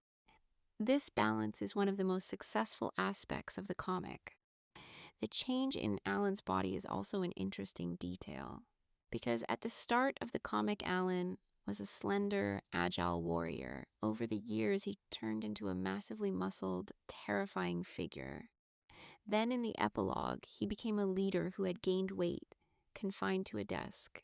This physical change is a reflection of his life cycle. Young warrior, then mature leader, then old politician. We all go through similar transformations in our lives. I think this is the most beautiful part of Alan's story. He's not just an alien character. He's a life story, a journey from birth to struggle to success to loss to maturity and finally to peace. Watching this journey isn't a one-night read. To watch this, you need years. Through dozens of comic book issues, you need to be next to Alan. Now we're coming to the end of the story, because after talking about all of this, I want to say one more thing. The lessons we can take from Alan the alien's life, because every great character teaches us something. So what does Alan teach us? First, Alan taught us ambition, because inside a life that had been decided before he was born on a laboratory table as a child of hopelessness, Alan got back up by finding himself a goal. That goal wasn't his choice at first. His people gave it to him. But Alan internalized it and one day made it his own choice. This is a very valuable lesson, because in our lives too, we always start not with what we chose, but with the conditions placed in front of us. What matters is being able to transform those conditions into your own meaning. Second, Alan taught us the power of love, because he grew up not knowing love. There was no love in his childhood. When he met Telia in adulthood, it took years for him to learn how to love. But he learned, and love didn't make him stronger, it made him a more real man. Because learning to love also means taking the risk of losing. Alan took that risk, and he paid the price. But still he loved, because to love is a part of being alive. Third, Alan taught us the weight of leadership, because being a leader isn't just sitting in a HIBILD-TEETHILID chair. Being a leader means accepting that other people's lives depend on your decisions. Alan carried that weight. Sometimes he carried it well. Sometimes he dropped it. Sometimes he pushed moral boundaries. All of these were a part of his life as a leader. And that weight changed him. Fourth, Alan taught us the value of being changeable, because we don't stay the same throughout our lives. Alan became a different man many times over the years. Young warrior, then agent, then commander, then leader, then president, then old politician. At each stage, Alan made peace with himself. He didn't cling to the old Alan. He adapted to the new Alan. This flexibility kept him alive. Fifth, and maybe most important, Alan taught us the importance of forgiveness, because the friendship between him and Mark took big wounds. But years later, the two of them came back together and could share their old memories. Without completely forgetting the old wounds, but by softening them, they found a kind of peace. This is also a truth of life. Your relationship with anyone will never be perfect.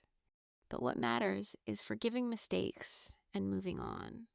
All of these lessons come from Alan's life. And that's why I think this character will remain one of the most beloved characters in comic book history. Because he's not just a superhero, he's a life story. A story that we all carry a piece of. Now we're coming to the end of the story. Because I'm getting tired of explaining it to you too. No, I'm joking. I'm not tired. You might be tired. Maybe your eyes have started to feel heavy.